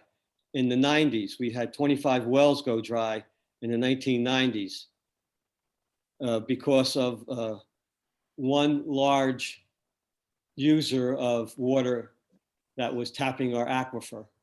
And now I see this happening with this cannabis ordinance and the possibility of a cannabis factory coming in that's going to use very, very large volumes of water. It's like deja vu all over again. And what I'm asking the committee is to strongly reconsider their position on passing this bill as written and to adopt a bill similar or exactly the same as our neighboring townships of Union and Alexandria. Thank you for your time. Thanks, Bruce. Okay. So, Mr. Marzomi, you're up next. Yeah, how you doing? Mike Marzo, I'm at 227 Pittstown Road. I moved to the township in 2006. I'm not going to reiterate a lot of the points that you've heard here. You know, I'm sitting here waiting for someone, you know, a resident to come up and say, yeah, I think this is a great idea. I'm not sure why you haven't passed it already. You know, you hear a lot of angst, you hear a lot of anxiety. You have people that are upset. There's hundreds of people, you know, joining Facebook groups, you know, to mobilize against this. You go up and down Pittstown Road, you see signs on people's lawns, around farms and our factories. People are printing T-shirts. I just don't get it. It's really confusing to me. You know, we elect you all to represent us, yet it seems like there's some consideration, and those considerations seem to be happening in the shadows, right? And nothing good typically happens in the shadows, right? That you know, people start to think the worst. It starts to look like, you know, it starts to smell like lobbyists with money, you know, lining pockets. It just doesn't look good. And again, I haven't had a single resident come forward and say, yeah, this is a great idea. We should do this. I don't think anybody moved here because they wanted to live next to a cannabis farm. My property is actually one of the properties that's designated as a micro grow site, along with one of the two properties adjacent to me. That's not why I moved here. I didn't come here in 2006 because I wanted to live next to a cannabis farm. I just don't understand what the mayor and the committee are thinking. Like, you tabled this, you should just kill it. Our surrounding communities killed this. I don't understand why it's been tabled. I don't understand why there's some private focus group that's going to analyze it. Listen to the people who elected you. We don't want this. That's all I have to say. Thanks, Mike.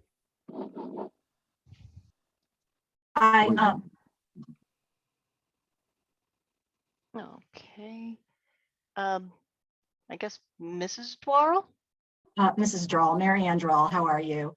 I'm on Stone Barn Road, and I just wanted to join in here really quickly. I'm listening to everyone talk about the scientific points of why not to do this. But I wanted to just mention that as a mother, I take things very seriously when it comes to raising children. I'm a former teacher. I'm certified for numerous things. I've substituted at the school. I have to tell you, I'm so proud to be a member of this community. I came into this community and I was going to Bethlehem Presbyterian Church, got to know some of the older gentlemen that have since passed on, wonderful farmers that had great integrity. My children were privileged to be in their company on Sunday mornings. But I just want to let this be known from the standpoint of a parent. I came here from farm people in Middlesex County. I came here, this was a haven for me. This was like the last bastion of farm life and that kind of integrity that you see in farm people, as far as I was concerned. A lot of these men reminded me of my great uncles and my grandfather. I think they would just be appalled that this is even on the docket tonight. But as a mother, I want you to know that, like I said, I came here to raise my children in a place that was safe, in a place where they could understand nature, in a place where they could understand their God-given rights under the US Constitution, in this state, New Jersey, which is a tough place to raise children. But from a virtue standpoint, marijuana is not something that I would ever permit in my household. So it's really unfathomable for me to understand that we would ever want to do this. And my youngest child had on his wall something that was about virtue. And one of the things that he would read at night was about not being afraid to do right when the crowd does wrong. And I would like the council members to understand that if they choose to do this and they are family people, shame on them, because our children deserve better than this. We are trying to protect our kids right now. I have older children, they're young adults, and what they're facing in this world, I did not have to face in the 1980s. We need to support our children. We need to show them the way. We are going to heal this country, and doing this is going in the opposite direction. I wanted to share that with you, and I also wanted to remind you that we should remember to do unto our neighbor as we would want done unto ourselves. And this is not doing that. So I just wanted to pass this along, and I want to remember the people that came before us in this town. And while I may not have been related to them, I could certainly relate to their integrity. So let's all remember that this evening, and let's all come together and let's do the right thing for the next generation. Thank you. Thanks, Mary Ann. It was Mary Ann, correct? Yes, it's Mary Ann Droll, and Thank I'm you, not Mary Ann. happy. Can Greg Ruppman please show his face as people are speaking?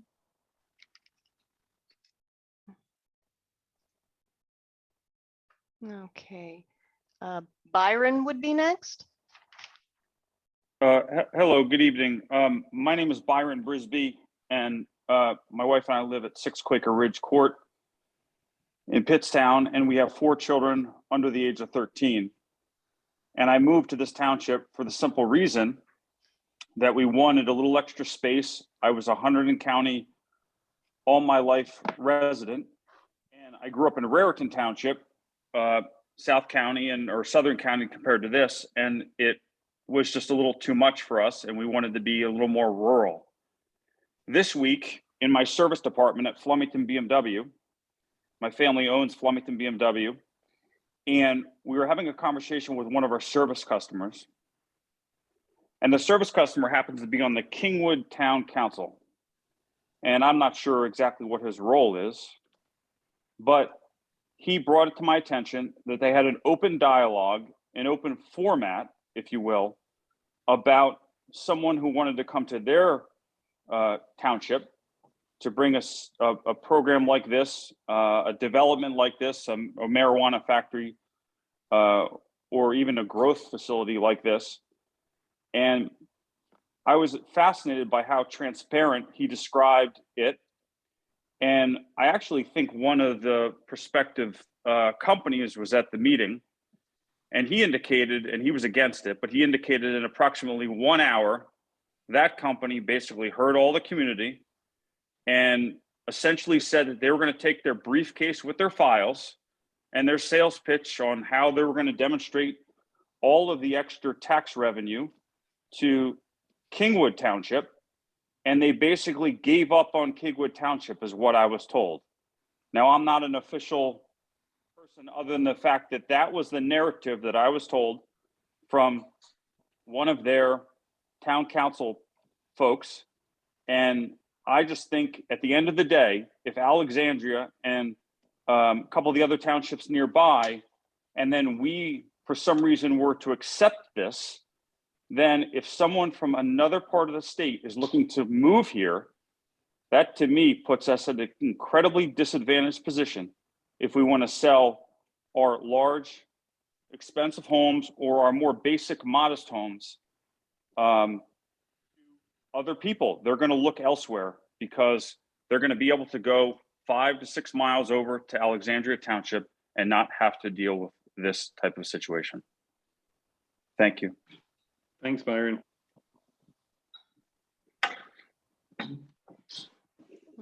Okay. Linda Peterson, you're up next. Good evening.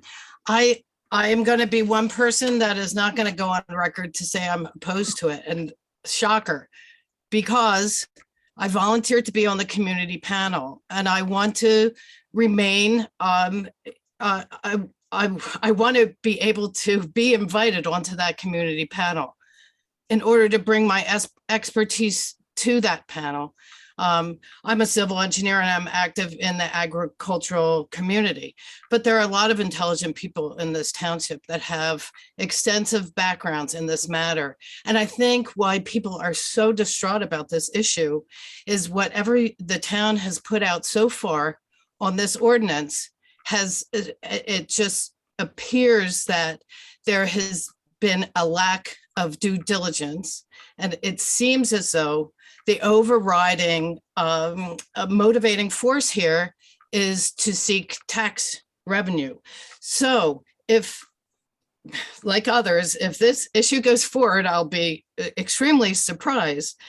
But should it, I urge the town to seek out individuals with strong scientific backgrounds of the various disciplines to bring to the table.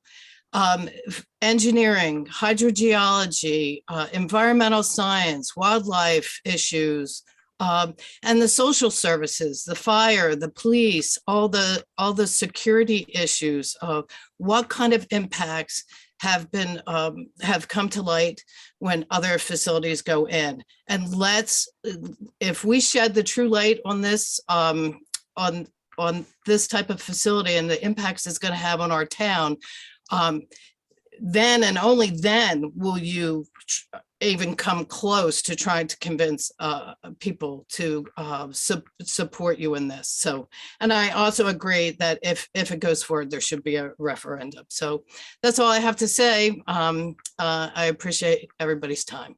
438 Quakertown Road, Peterson Farm. Thanks, Linda. Yep.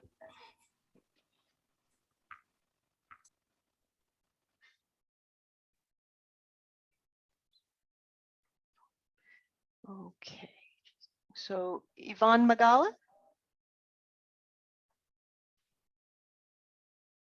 Hi, my name is Yvonne Magala. I'm at 16 Matthew Drive. And to say I'm horribly opposed to this is an understatement. I didn't vote for legalizing marijuana on that referendum. I am against it. I do believe that marijuana is a gateway drug.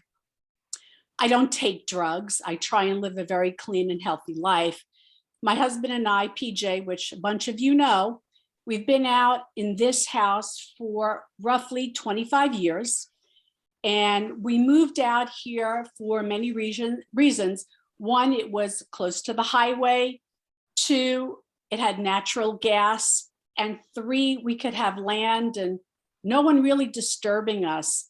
I'm from New York originally. I lived in apartments, and let me tell you, I love it out here. When I heard about this marijuana and cannabis, I went berserk. I'm not on camera because my face broke out. I am so nervous, so distraught. I haven't been sleeping. I'm having nightmares about this. I've told my husband, they build a factory, we're moving. I'm not going to live in a township that is only looking out for dollars, or as they say, it's all about the Benjamins and not about their residents. This is the farm community. It's a horse community. It's open land. It's preserved land. And from everything I've heard from everyone else, we want to keep it that way. No amount of money, no slight decrease in my taxes will make it better.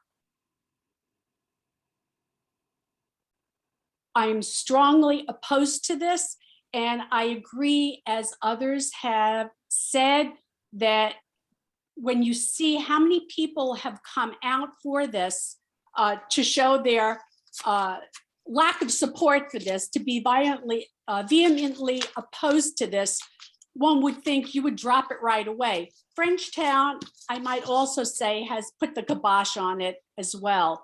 And I also agree, do unto others as you would have others do unto you. Alexandria dropped it, Union Township dropped it. Kingwood, I know the mayor of Kingwood, he's a former policeman. He is an attorney and he knows a lot better. So I will probably say just about all these districts have kiboshed it or will kibosh it. And if you go ahead with this, you're not listening to the people that you were elected to represent. Thank you. Thanks, Yvonne.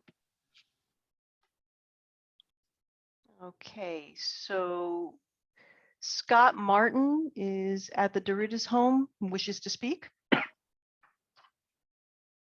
Yes, can you hear me okay? Yes, Scott. Okay, good evening. As many previously stated, and this also stems back to the February 10th Zoom meeting as well.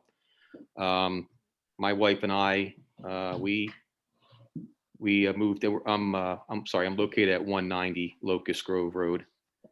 We moved in 2013 after looking for a home to relocate from Hillsborough Township, who used to be a farm community, which is no longer. And we were always drawn back to Pittstown, Franklin Township, when we were shopping. We wanted some room. Taxes were a concern, but we were willing to pay a little bit more just to have the openness and the farm lifestyle that we were looking to move into. So it took us about 2.5 years before we found a homestead that we were happy with. And that's where we ended up moving to, was 190 Locust Grove Road. Our neighbors is the Snyder Farm. We border right up to the large grass field that they use for the parking lot for their annual August Tomato Tasting Festival. The first evening that we actually put our heads down in our pillows at our property was the evening before the Tomato Festival. The next day they had that big shindig that they're known for. We were graciously invited by that staff, and basically we enjoyed the fruits of their labor, literally. And that's what the farm community is all about. We were welcomed with open arms, the friendly staff that was there. Some have moved on and retired. Great people, great neighbors, and it's something that we look forward to every year. I want to extend a thank you to all the farmers out there that made this town the way it is. The openness, there's something that's gratifying seeing a piece of farm equipment driving down the road after they put their 12 or 14 hours in, either harvesting hay, corn, what have you. They're some of the hardest working people we have in this country and throughout the world for that matter. I'm farm assessed. I have a young man that farms my property. The kid's a worker. I mean, he does my 17 acres sometimes by himself. And I ask if I can help him. I bring him cold drinks. The kid, his name's Mark Resnick. If he happens to be out there, Mark, thank you for your hard work. And it's a nice area to live in. As I mentioned about the taxes, yeah, we're paying more in taxes, but I'm also living on just shy of under 20 acres compared to an acre and 3/4 what I came from. People have already addressed and talked about the usages on the waters and the impacts on the wells. Yes, that's a concern. I'm not going to get into the details of that, as many already have. We all know what that is. But you 5 members on the committee, why can't you just listen to us? I think it's pretty cut and clear and obvious based on the February 10th Zoom this evening. This has been brought to a head where many other residences are now clearly aware of this, and it's growing day by day with some efforts with groups in town getting together to push back against this very strongly. Just listen to us, folks. I just don't understand what the push is. If it's only for tax revenue, you're shooting yourselves in the foot, because if something like this comes into, say, the old Dubrow's property or Leon Sod Farm or something close to where I am in literally my front or side yard, and I can't no longer stand the smell or odor of one of these facilities, and it pushes me to the point of sale and wanting to relocate and move, I'm not going to get what I'm looking to sell my property for as it were today on the market. I'm going to have to sell it for substantially a lot less money. And that new home buyer is going to appeal his taxes, which most likely is going to be, an effective measure because of the property difference in values and the purchase price, and the tax revenue is going to drop. So you're going to be losing money on property taxes, on property sales when they start to plummet, because people are not going to spend $600,000, $750,000, $800,000 on a home and near a smelly factory. It's in order for me to unload that property, it's going to have to be a substantial price decrease. So listen to us. There's not one person on here this evening. There wasn't one person on here on the February 10th Zoom meeting that has been supportive of this at all. So I don't know what else we have to do and how many more people have to have the input on this. I think it's the obvious answer is don't have any kind of cannabis facility of any type of matter in Franklin Township. You leave it the way it is. Let the farmers work it. The hardworking people they are, make the community smell good, fresh, have our windows open in the summer. I don't mind being stuck in a traffic jam behind a tractor pulling a thing of hay. I'll deal with that. So for that matter, thank you for giving me the time to listen. Appreciate it. Thanks very much. Okay, Mr. Emerson, you're next.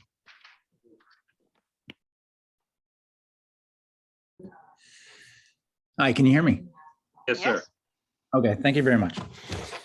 Just like many others have stated, I'm not going to reiterate much of what was spoken about.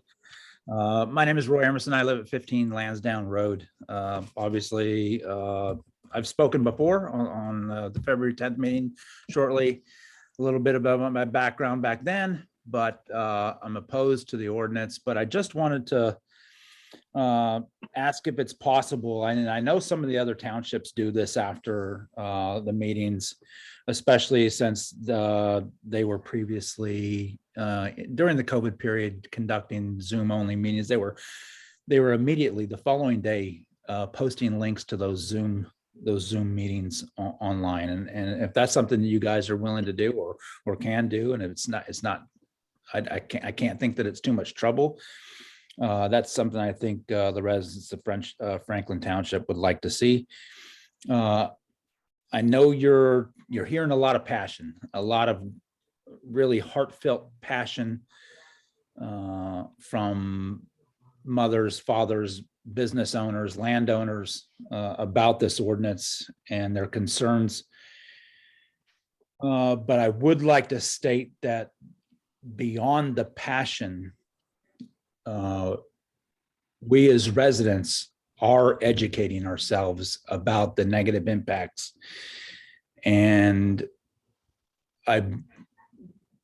there is concerted effort, of course, to bring a lot of this educated and informed opposition to the forefront.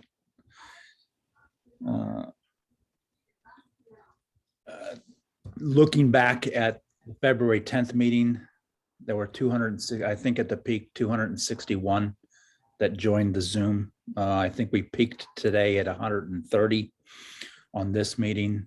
And again, 100% of the public comments in opposition. But I can tell you, based off of feedback from our growing opposition task force, if you want to, I'm a military guy, so I like to use those kinds of terms, our task force. I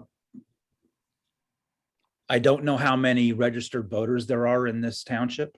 I imagine it's probably at least half of the population of what, between 3,000 and 4,000, I think is our population. I don't know, that might be off the 2010 census, but feedback from those that are canvassing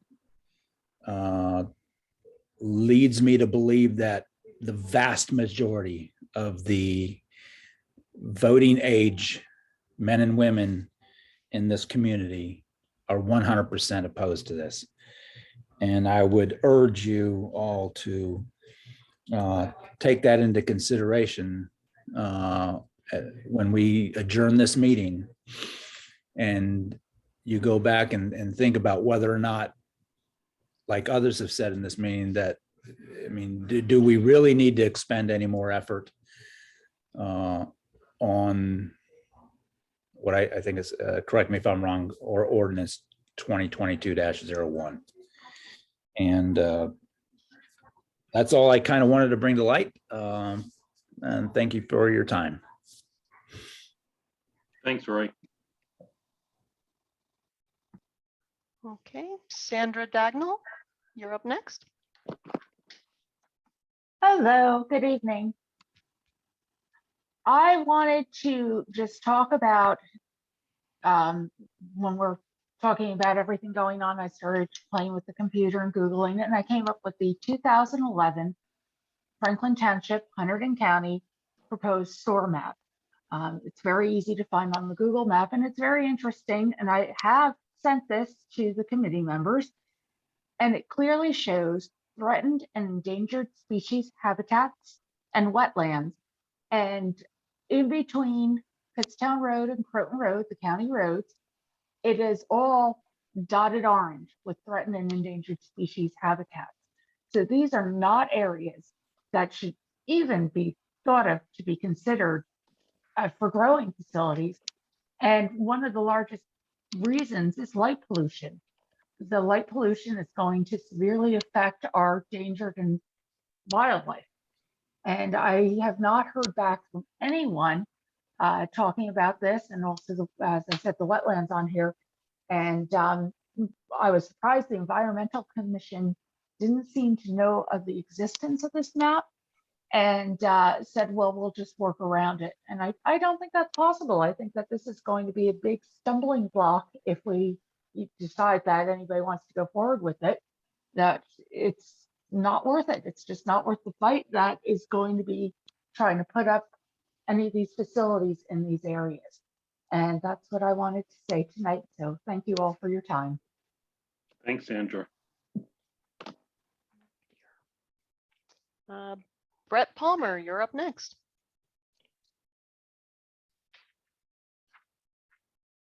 Hello, can you hear me? Yes, sir. Okay. Brett Palmer, 111 Locust Grove Road. I spoke at the last meeting and obviously I'm against this, as I think everybody is. I just wanted to add a couple things to what I mentioned in the last meeting. Somebody earlier in this meeting mentioned that, you know, Hopewell Township has been used as an example. I'm a resident here, but I own a business in Hopewell Township for 16 years, and I'm very involved in that town. And I can tell you that I've not met anybody that's happy about it. It is not gone the way they wanted. And if anybody would, you know, anybody from the town committee would actually like to reach out to me, I'd be more than happy to put you in contact with people and or discuss it with you directly. So for that reason, I don't think that should be used as an argument because I don't think everybody has all the facts there. And then the other item that we've mentioned a million times is that this is the only thing that I've heard in favor of this, and it's only from the town committee, is that there could be tax revenue. I can tell you, somebody, I think it might have been Lori Bale earlier mentioned, you're going to run out of money so fast when you have to fight these companies. They have such deep pockets. There is no possible way any small amount of tax revenue that you are going to get from this is going to be lost when they don't want to follow the rules. Because if you read the ordinance has a ridiculous amount of rules, and rules need to be enforced. And typically, when somebody challenges a rule, it goes to court, and courts needs attorneys and everything else. And that takes money, a lot of money. And our town doesn't have it. And I don't know why we're setting ourselves up for failure. That's all we're doing. And there's no reason for it. We don't need it. And Scott Martin also made a very good point that if we're not going to lose money in fighting them, we're going to lose tax revenue when all of the people on these meetings, which is 200 something people last week, sell our houses. When we all sell our houses are going to go down in value and everybody's going to appeal taxes and there goes your money. So there's multiple reasons you're going to lose money. I really don't think you're going to gain money. There's no good reason for this. And I really think that the conversation of tabling this needs to go away. And I think the committee needs to be able to stand up and say, we're just dropping this completely. It's gone. There is no focus group. There is no discussion. We are not doing this. So please, at the next town committee, say we are not doing this. That's what we all want to hear. That's what you were elected to do. Thank you. Thanks, Brett. Okay, we have Cheryl.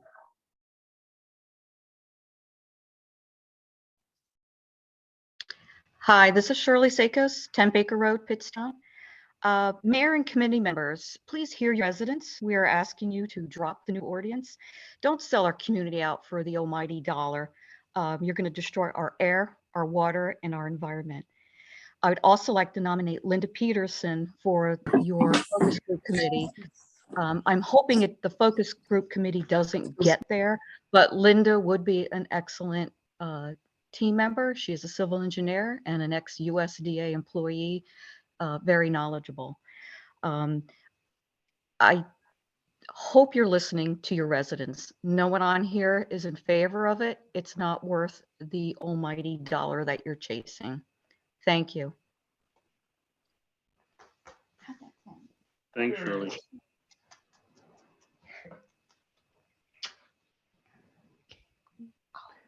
We have Kirsten Ermston.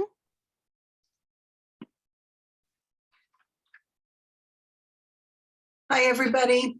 I just want to go on record saying that my husband and I are against this, but I just want to ask one question. I know you can't answer it.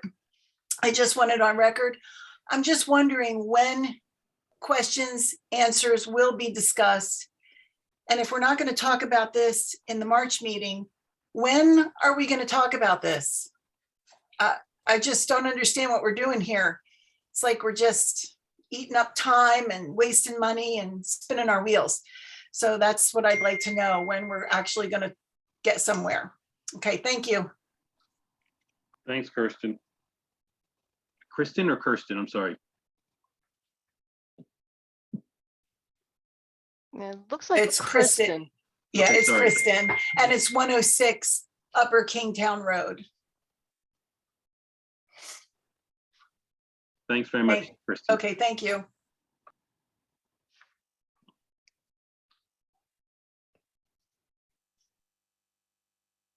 Okay, so there is only a repeater left. Dolores wishes to speak again. Will we be listening to her again? Sure, Dolores. Hi, I know I'm not supposed to come on again, but anyhow, I thought about it after the fact, after I spoke up before. One of the pieces of property that you're considering is Leon Sod Farm on Baker Road. There is a horse farm. She trains horses, she boards horses. Right on the corner of Baker Road and Pittstown Road, there's a couple that have horses. You put this factory on that property, and if Leon decide would sell it to you, and build it, it's going to affect those horses. It would affect us, and it's not going to be good for those animals to be breathing all that terrible unclear air. And it could be a big problem for you if and for the company if you decide to go that route, because these people, especially the horse farm, Summerfield Farm, which is before us, she boards horses. She's got a lot of clients, and if those horses get sick because of that unfit air, the township could be in real big trouble. That's all I'm going to say. Thanks, Dolores. Christine, there's another person that just showed up, Bonnie's iPad. I don't know if you see that. I see that now. They showed up Okay. in the middle of that. And then there's another one after that now. Oh, there's two more after that now. Okay. Okay, so Bonnie's iPad, you're up next. Well, it's Irv Taylor. It's my wife's iPad. So I just want to say that, like everybody else, I'm against this, and I can't quite understand why we tabled it. Why would you just table it? Get rid of it. Shouldn't happen. All the other townships around us aren't doing it. And yes, I'll tell you, I'm one of the persons going around and knocking on doors along with a few other people. And I'll be honest with you, I got like 80 signatures here. Everybody's against it. One house was on the fence. One house was against signing against the ordinance because they thought it was too restrictive and they believed in the use of marijuana. So basically, and another person I know has got about 65. So we're just talking about 150, and there's plenty more. These are just that I know directly. We can total you it's about 150 to about 3. And the 3 that are in favor, they're not even truly in favor. They just don't like the way the ordinance restricts everything. One of them believes, like I just said, should allow the use of, which I don't think they quite understand the whole thing. And the other thing, when it comes down to money, well, I'm the house that's surrounded on 3 sides by Garden State grower. And I understand a lot of it was the right to farm and you couldn't control it all, but certain things were told to me by the land use board that never happened. The acreage behind me was 3 or 4 was going to go back to natural state so it would help recharge the aquifer. And since that time, which has been about 8 years now, it's never gone back, still fully used. And I'm not trying to pick on the grower here.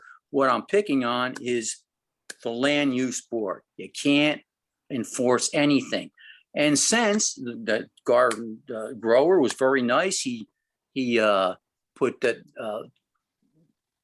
toppings from road redone. So he put pavement all the way from one end to the other. It's about 3/4 mile long, 18 feet wide. So now we have some more impervious cover, and we still haven't taken away some of the other stuff for their water recharge, which is the biggest thing in this county. So what is one of these new plants going to do? They're going to use water. And We just had a gentleman earlier say that he only uses 10 gallons of water a year, 10,000 gallons of water a year that he collects as rainwater. So if we're gonna, like the one in Hopewell, they're gonna collect all the rainwater and they're gonna use that. Do we really believe that's possible? I don't think so. Please do your research. Please listen to the people of the township. They have spoken. Thank you. Thank you. Christine, did you get his name and address on where he is? I need your address. Oh. Irv. Sorry, Irv Taylor, 133 Old Franklin School Road. Oh, one more quick thing. We're not Sure. going away. Thanks, Irv. Okay. I'm not asking people to go away. I really welcome all the comments. So I appreciate any comments that are being made. Okay, so Natividad, you're next. Hi, this is Natividad Moraes. I'm at 62 Hogback Road. I just want to go on here and say that I am opposed to this ordinance as well. I was born and raised in Newark, New Jersey. And when I got married about 20 years ago, I moved to Rahway. And last year I bought the house here in Pittstown. And if I wanted to be near factories or in a polluted area, I would have stayed in Rahway or Newark. I moved here for a better life for me and my family, for the better school systems, the farm life, the fresh air, and all of the wonderful views that I get to see every day as I leave my home. If you put a factory near my home or anywhere in this town, it will diminish my property value, which I worked very hard to move into this town. And yes, I do pay a little bit more in taxes than I did in Rahway, but I also have a lot more land than I did in Rahway. So I don't mind it so much. In the last meeting, the mayor talked about that we want to, or one of the councilmen, I'm not sure who said it, we want to attract first-time home buyers. You want to attract first-time home buyers by what? Reducing the property values? I just don't understand. This needs to go away. You need to put a kibosh on this ordinance now. I don't think the focus groups are going to do anything. And if you are going to have a focus group, it should invite the whole community, because I don't believe that you can have a focus group with just a few people and not allow the whole community to speak or to know what's going on. That's all I have to say. I hope that you're listening to us. And I hope that at the next meeting, you make the right decision in just saying that this is going away. Thank you. Thanks, Natividad. Okay, we have L Hoops is next. Yes, good evening. This is Lorena Hoops, and I reside at 1166 Croton Road. And I just want to go on the record saying that we strongly oppose this ordinance, the growing and manufacturing of cannabis. I have to say I've been very impressed with all the comments that have been made over at this meeting and the last meeting, and I agree with many of them. I agree that this is a losing proposition that will open us up to expensive lawsuits. It will destroy our air, our water, our family and farming community, as well as deplete our property taxes. So in all, I really think this is a lose-lose situation, and I do not see any value in economic value in this, given all those situations. So question out to the committee members. Is there a magic number of residents that you need to hear from? Do we have to have like a majority? If we, as the previous person talked about a petition, you know, if we get enough signatures, will that be enough to get this off and dropped? Do you have to bring this to referendum? And then I also have another question too. Last Tuesday, Diane Burgess mentioned a list of open committee openings. No, I haven't been able to find out where those committee openings are. Perhaps you can point us in the right direction. Thank you. Thank you.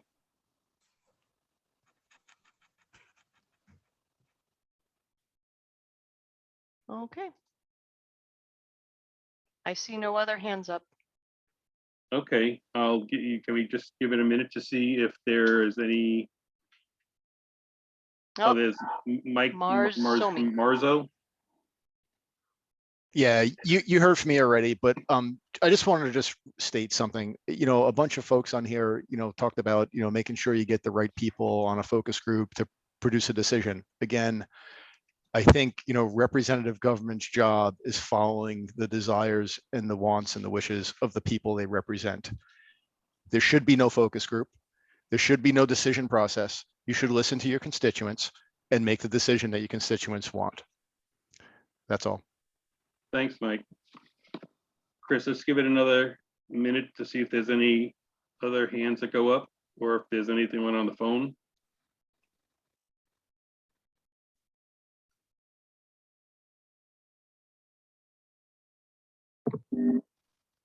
Tony would like to speak again. Tony Kazus. Hi, Tony. Sure. Hi, I just have a quick question, and maybe you can answer this. I'd noticed you haven't really answered anything, but how do we get on the focus group? How is the focus group being chosen? Can anybody answer that? I want to answer a lot of these things after public comments because I don't want to have like, you know, point counterpoint if that's okay. Sure. I'll wait to close, you know, because I'm not going to just, I don't want to, you know, lead anybody on. I don't want to have to add on more questions after that because we, you know, I just want to give this to open because right now we're on comments from the public on any topic. And Okay, that's fair. Is that okay? Okay. Yep, thank you.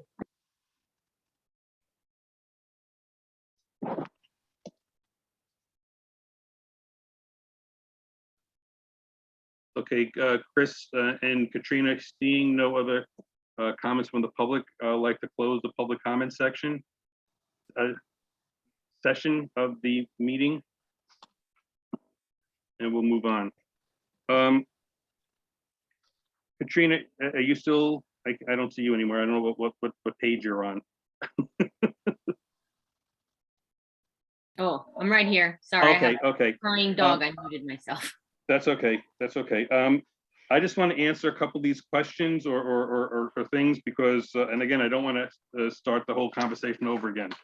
At this point, public comment is over. So that's closed. We're not taking any more public comment. And if members of the committee wish to have any other business or any other discussion, that's up for you to do. Okay. I'll go a couple of things. So I took a lot of notes during this whole thing. The ordinance is tabled and there was a, so it's not going to be discussed at the next meeting or next, I can't see it coming up in the next, you know, current future, at least in March for this. The timetable people are asking for and transparency. If and when we do bring this back, we will send out e-blasts, we will notice something. We're not going to be able to mail anything to everyone because I think that's cost prohibitive. That's where we're trying to do things on a timely basis with postings and with getting information out there. There will be enough lead time on that. Again, there will be a first reading and a second reading for any ordinance that goes out there, not only on this ordinance, on any ordinance that goes out there. And it's also published in the newspaper on that. So that takes care of the ordinance timetable. Tony asked the focus group. I spoke to several members of the committee and there was some misinformation going out there that a focus group has to be Open Public Meetings Act and stuff. I just want to have the focus group that I plan on having, and I'm going to do this myself as the only member on the committee. I'm going to talk to a couple of residents and try and do this, you know, maybe 8 or 10 or 12 residents at a time and maybe do 10 or 12 meetings with residents.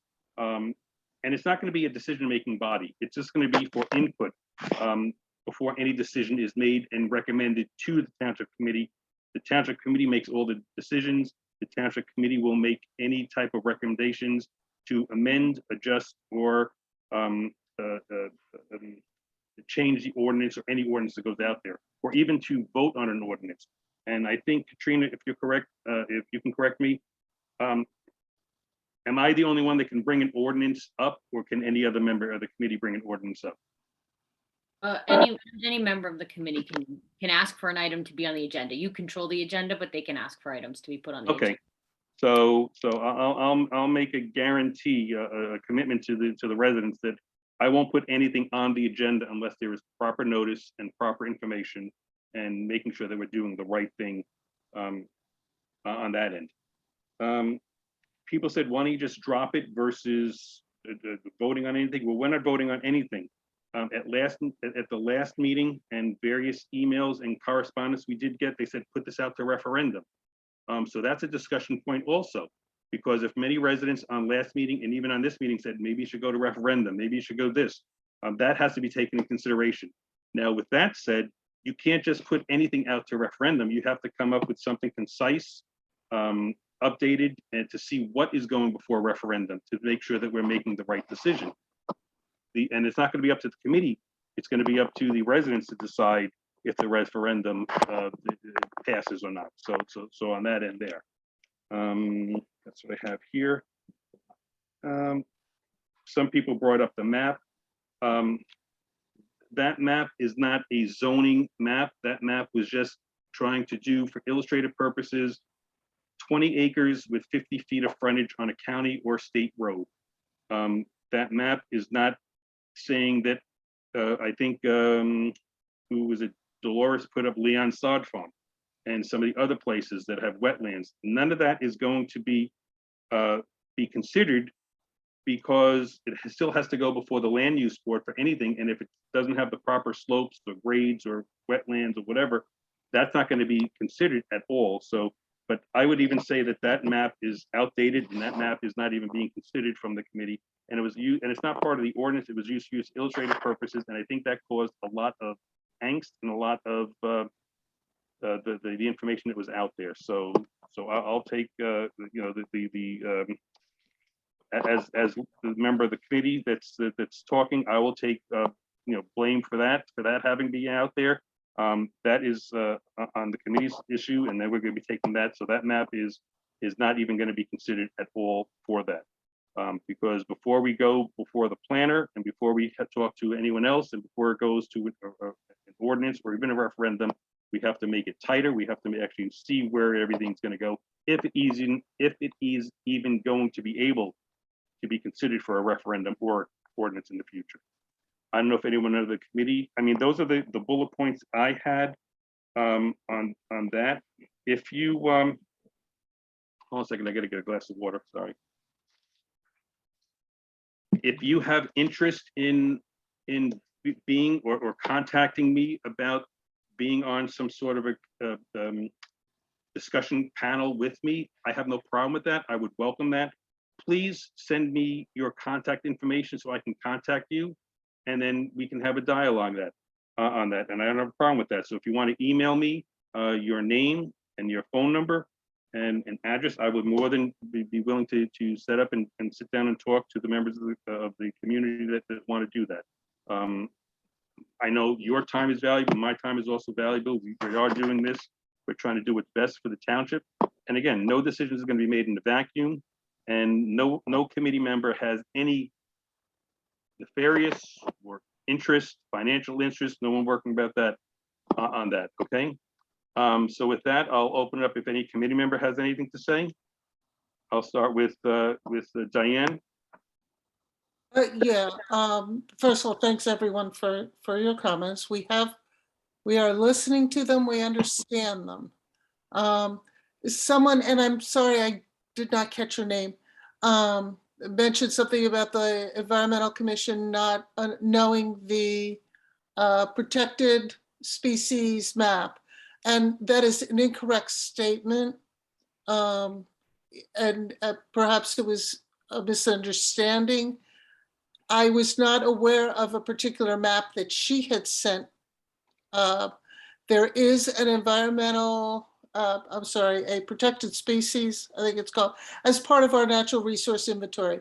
And that is something that both the Land Use Board and the Environmental Commission do use in evaluating anything that comes before the Land Use Board. So I encourage members of the community to go out and and look at our natural resource inventory, which is on our website. So there is a protected, and we have actually made recommendations in the recent past about, I think there's turtles or something. We have quite a few protected species in our community. So that is definitely something that is considered, and we are well aware of those maps. Thanks, Diane. Sebastian? Yeah, a couple comments. So my only comment, this might be for Katrina, that ordinance as it's written now has been its first reading and was voted on. So that only takes another vote. Like, what do we need to do to pull that ordinance before another ordinance can be introduced with different parameters if that's what the community wants? That's So the township can do a couple things. So if the township committee decided it wanted to go forward with the ordinance in its current form, exactly the way it is, which it sounds to me that I don't think that's going to happen, but let's just for argument's sake say they were. You would have to advertise the second reading again because the ordinance is tabled. So you would advertise it again. It would be in the newspaper. You'd put it on the website. You'd send the email blast out. And then there would be a public hearing on that ordinance before a vote. If the township committee instead decided they wanted to make changes to the ordinance, they can reintroduce the ordinance under the same ordinance number. So it would be 2022-01 or 02, whatever it is. And it could be a completely different ordinance. It could look nothing like that. It could be completely different, but it related to cannabis. So I'd suggest you use the same number and reintroduce it if you're going to do that. Then it would have first reading at a township committee meeting, would be on the agenda, so it would be advertised that way. It would then be publicly advertised in the newspaper for second reading and public hearing again before you went forward. If the township committee decided it didn't want the current ordinance, it wanted to leave, you have an ordinance. I think to be clear, you have an ordinance that opts you out. Right now, the law is no cannabis businesses in Franklin Township. So if you do nothing, you are protected and no one can come in. So if you decided to put to a vote that ordinance or voted to rescind that ordinance, you could do that and then bring forth a new ordinance with a new number later, or not at all. And when I say later, it could be later a few months, it could be later a few years, it could be never. You could do that. I think the reason this committee hadn't done that yet was because there was still some discussion. So the idea of using the same number so people aren't confused, like, oh, we defeated 2022-01, and then they think there's, then another one comes in and they are confused by it. So I think that's the reason this committee, but it sounds from the committee's discussions that even if a new ordinance came forward, it wouldn't look like the old one, and you'd reintroduce it. So basically you'd start over, but you'd use the same number. the reason why I asked that, I think the community is going to continue to come to these meetings, which I welcome. I think it's a good thing. But until they know that this ordinance is dead, we're going to have 2 hours of public comments of people saying we don't want this in our town. I'm against bringing it here. I've always said that, but I'm not against people doing research. And after everything's been vetted out, and if it looks like this is something that the residents want, and we put out that information to them, and then there's a change, and we can have these meetings again. But I think as long as this ordinance is floating out here, we're going to have these many residents at meetings making comments that they don't want that. And I think to put everybody at ease, I think whatever we need to do to just tell everybody we've opted out, that ordinance is staying in place, and nothing's going to happen until whatever is. I think that needs to get out to the residents. Because that is absolutely something the township committee could do if you choose. I think, and I'm not going to speak for all of you, I think the reason it was tabled as opposed to that, because then they didn't want people to get the false sense that that they weren't still reviewing the issue. But if that's what the township committee wants to do, they certainly could. And my recommendation to you would be just to list it on the agenda that way, that that's what the discussion was. You know, like some people said tonight, why don't you kill it tonight? Just kill it now. That's what we want. Legally, you cannot do that. You did not list it on the agenda, and therefore no one knows that that's what you were discussing. No, So I understand we can't do that tonight because we didn't list it, but sure, my question. but in the future, you could do that. Yes. My question was to put everybody's mind at ease. We have the opt-out. We kill that ordinance, we put it on whatever, the next meeting or whatever to kill that ordinance, and then we can research. This is our third meeting that we've had about cannabis, one in 2019, and then these past two. And I can count on one hand how many people have said, I want this in our town. So I think unless we're going to continue to have 3-hour meetings, I just think we should discuss how we keep the opt-out, and research and focus groups can go on. And if there's an overwhelming need to bring this back, then we do that again. But that's just my opinion.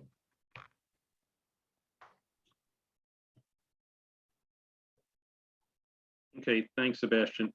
The only concern that I would have is that is giving the false impression that we voted this, say we bring this ordinance back just to vote it down. We vote it down, and then we reintroduce something down the road.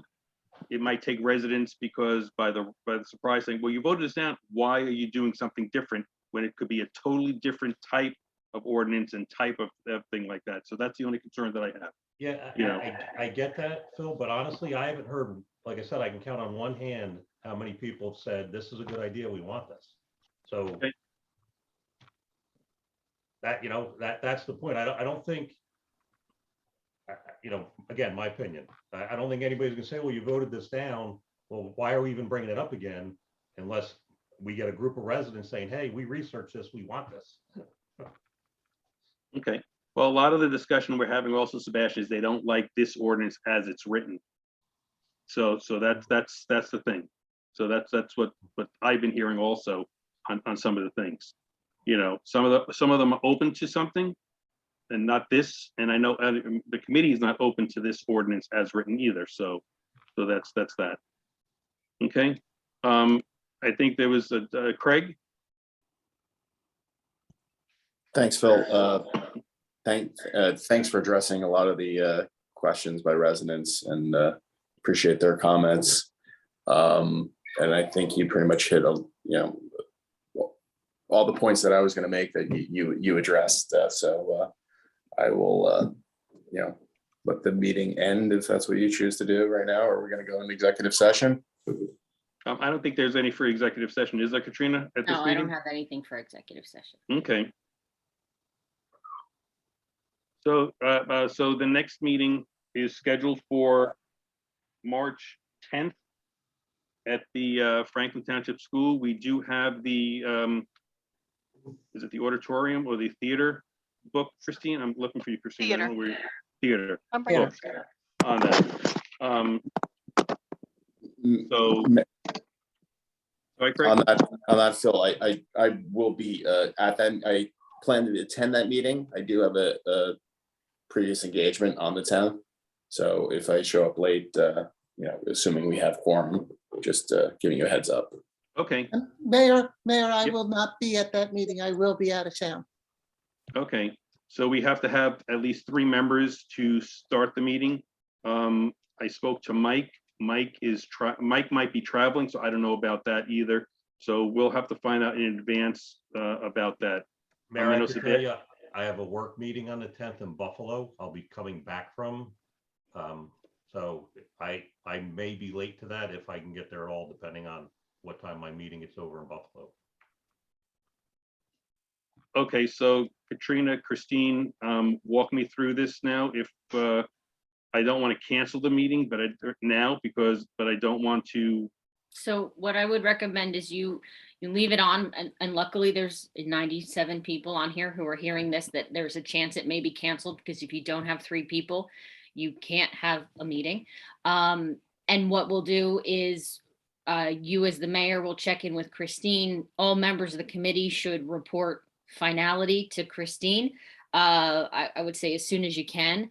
And then when she knows for sure, she'll let you know, Mayor. And if you have to cancel it, then we'll send an email blast out, put it up on the website so everybody knows. And then you have to go through the process of rebooking the school for your next meeting. Okay, because that's the whole issue. We can't just say to the school, we want to use your facility. We have to make sure it's available on specific dates. And so that's why we couldn't commit to this meeting for the school because the school, it was too soon, and we had to make notice on this meeting, last meeting. So we're saying that the next meeting on March 10th is going to be at the school, pending any type, if there's a delay or if we have to be canceled because of attendance or a quorum, I should say. The only other thing I would say is to the members of the committee who can't attend because they're out of town, if you could do it over Zoom, but you can't be there. Because if you can hold it over Zoom, that's better than not holding it at all. But the only thing I would caution you on is the second reading and public hearing of your sale of the property to the county is scheduled for the 10th. So that's fine if you can't have a meeting, because it happens all the time. You can't get a quorum. We would just have to re-advertise that for a different public hearing. So we just have to let Christine know so she can do that. And it would just delay the sale to the county slightly, but they're very patient and they'll be ready when we're ready. So just something to keep in mind. So if somebody says that they can, sorry. I should be able to be there. It's just I'm leaving Buffalo at 1 o'clock. So, if something happens, I might be late. So. Yeah, who even knows what the weather's going to be or anything like that. So, I appreciate that, Sebastian. Thank you. So.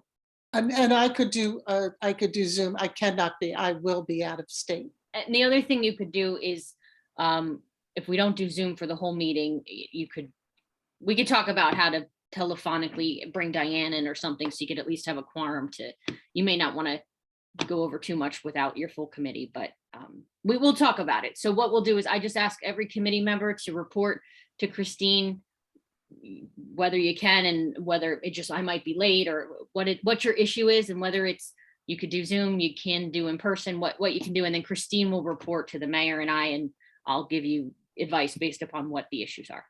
Okay, but ordinance 2022-01, the cannabis ordinance, will not be on this next coming meeting. I can guarantee that. I'm not going to authorize that to be on the next agenda for March 10th. So with that, if there's no other committee members that have any issues or questions, I thank everyone. I'll take a motion to adjourn. That motion. Thank you, Craig. I'll second it. Thanks, Diane. I appreciate everyone's attendance on this meeting and the respect that everyone showed. And I do look forward to seeing everyone in person on March 10th at the school. Thank you very much.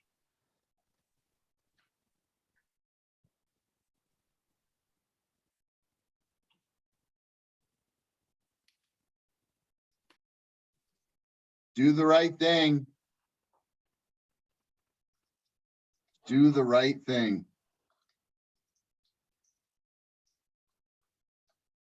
You're not listening to your public.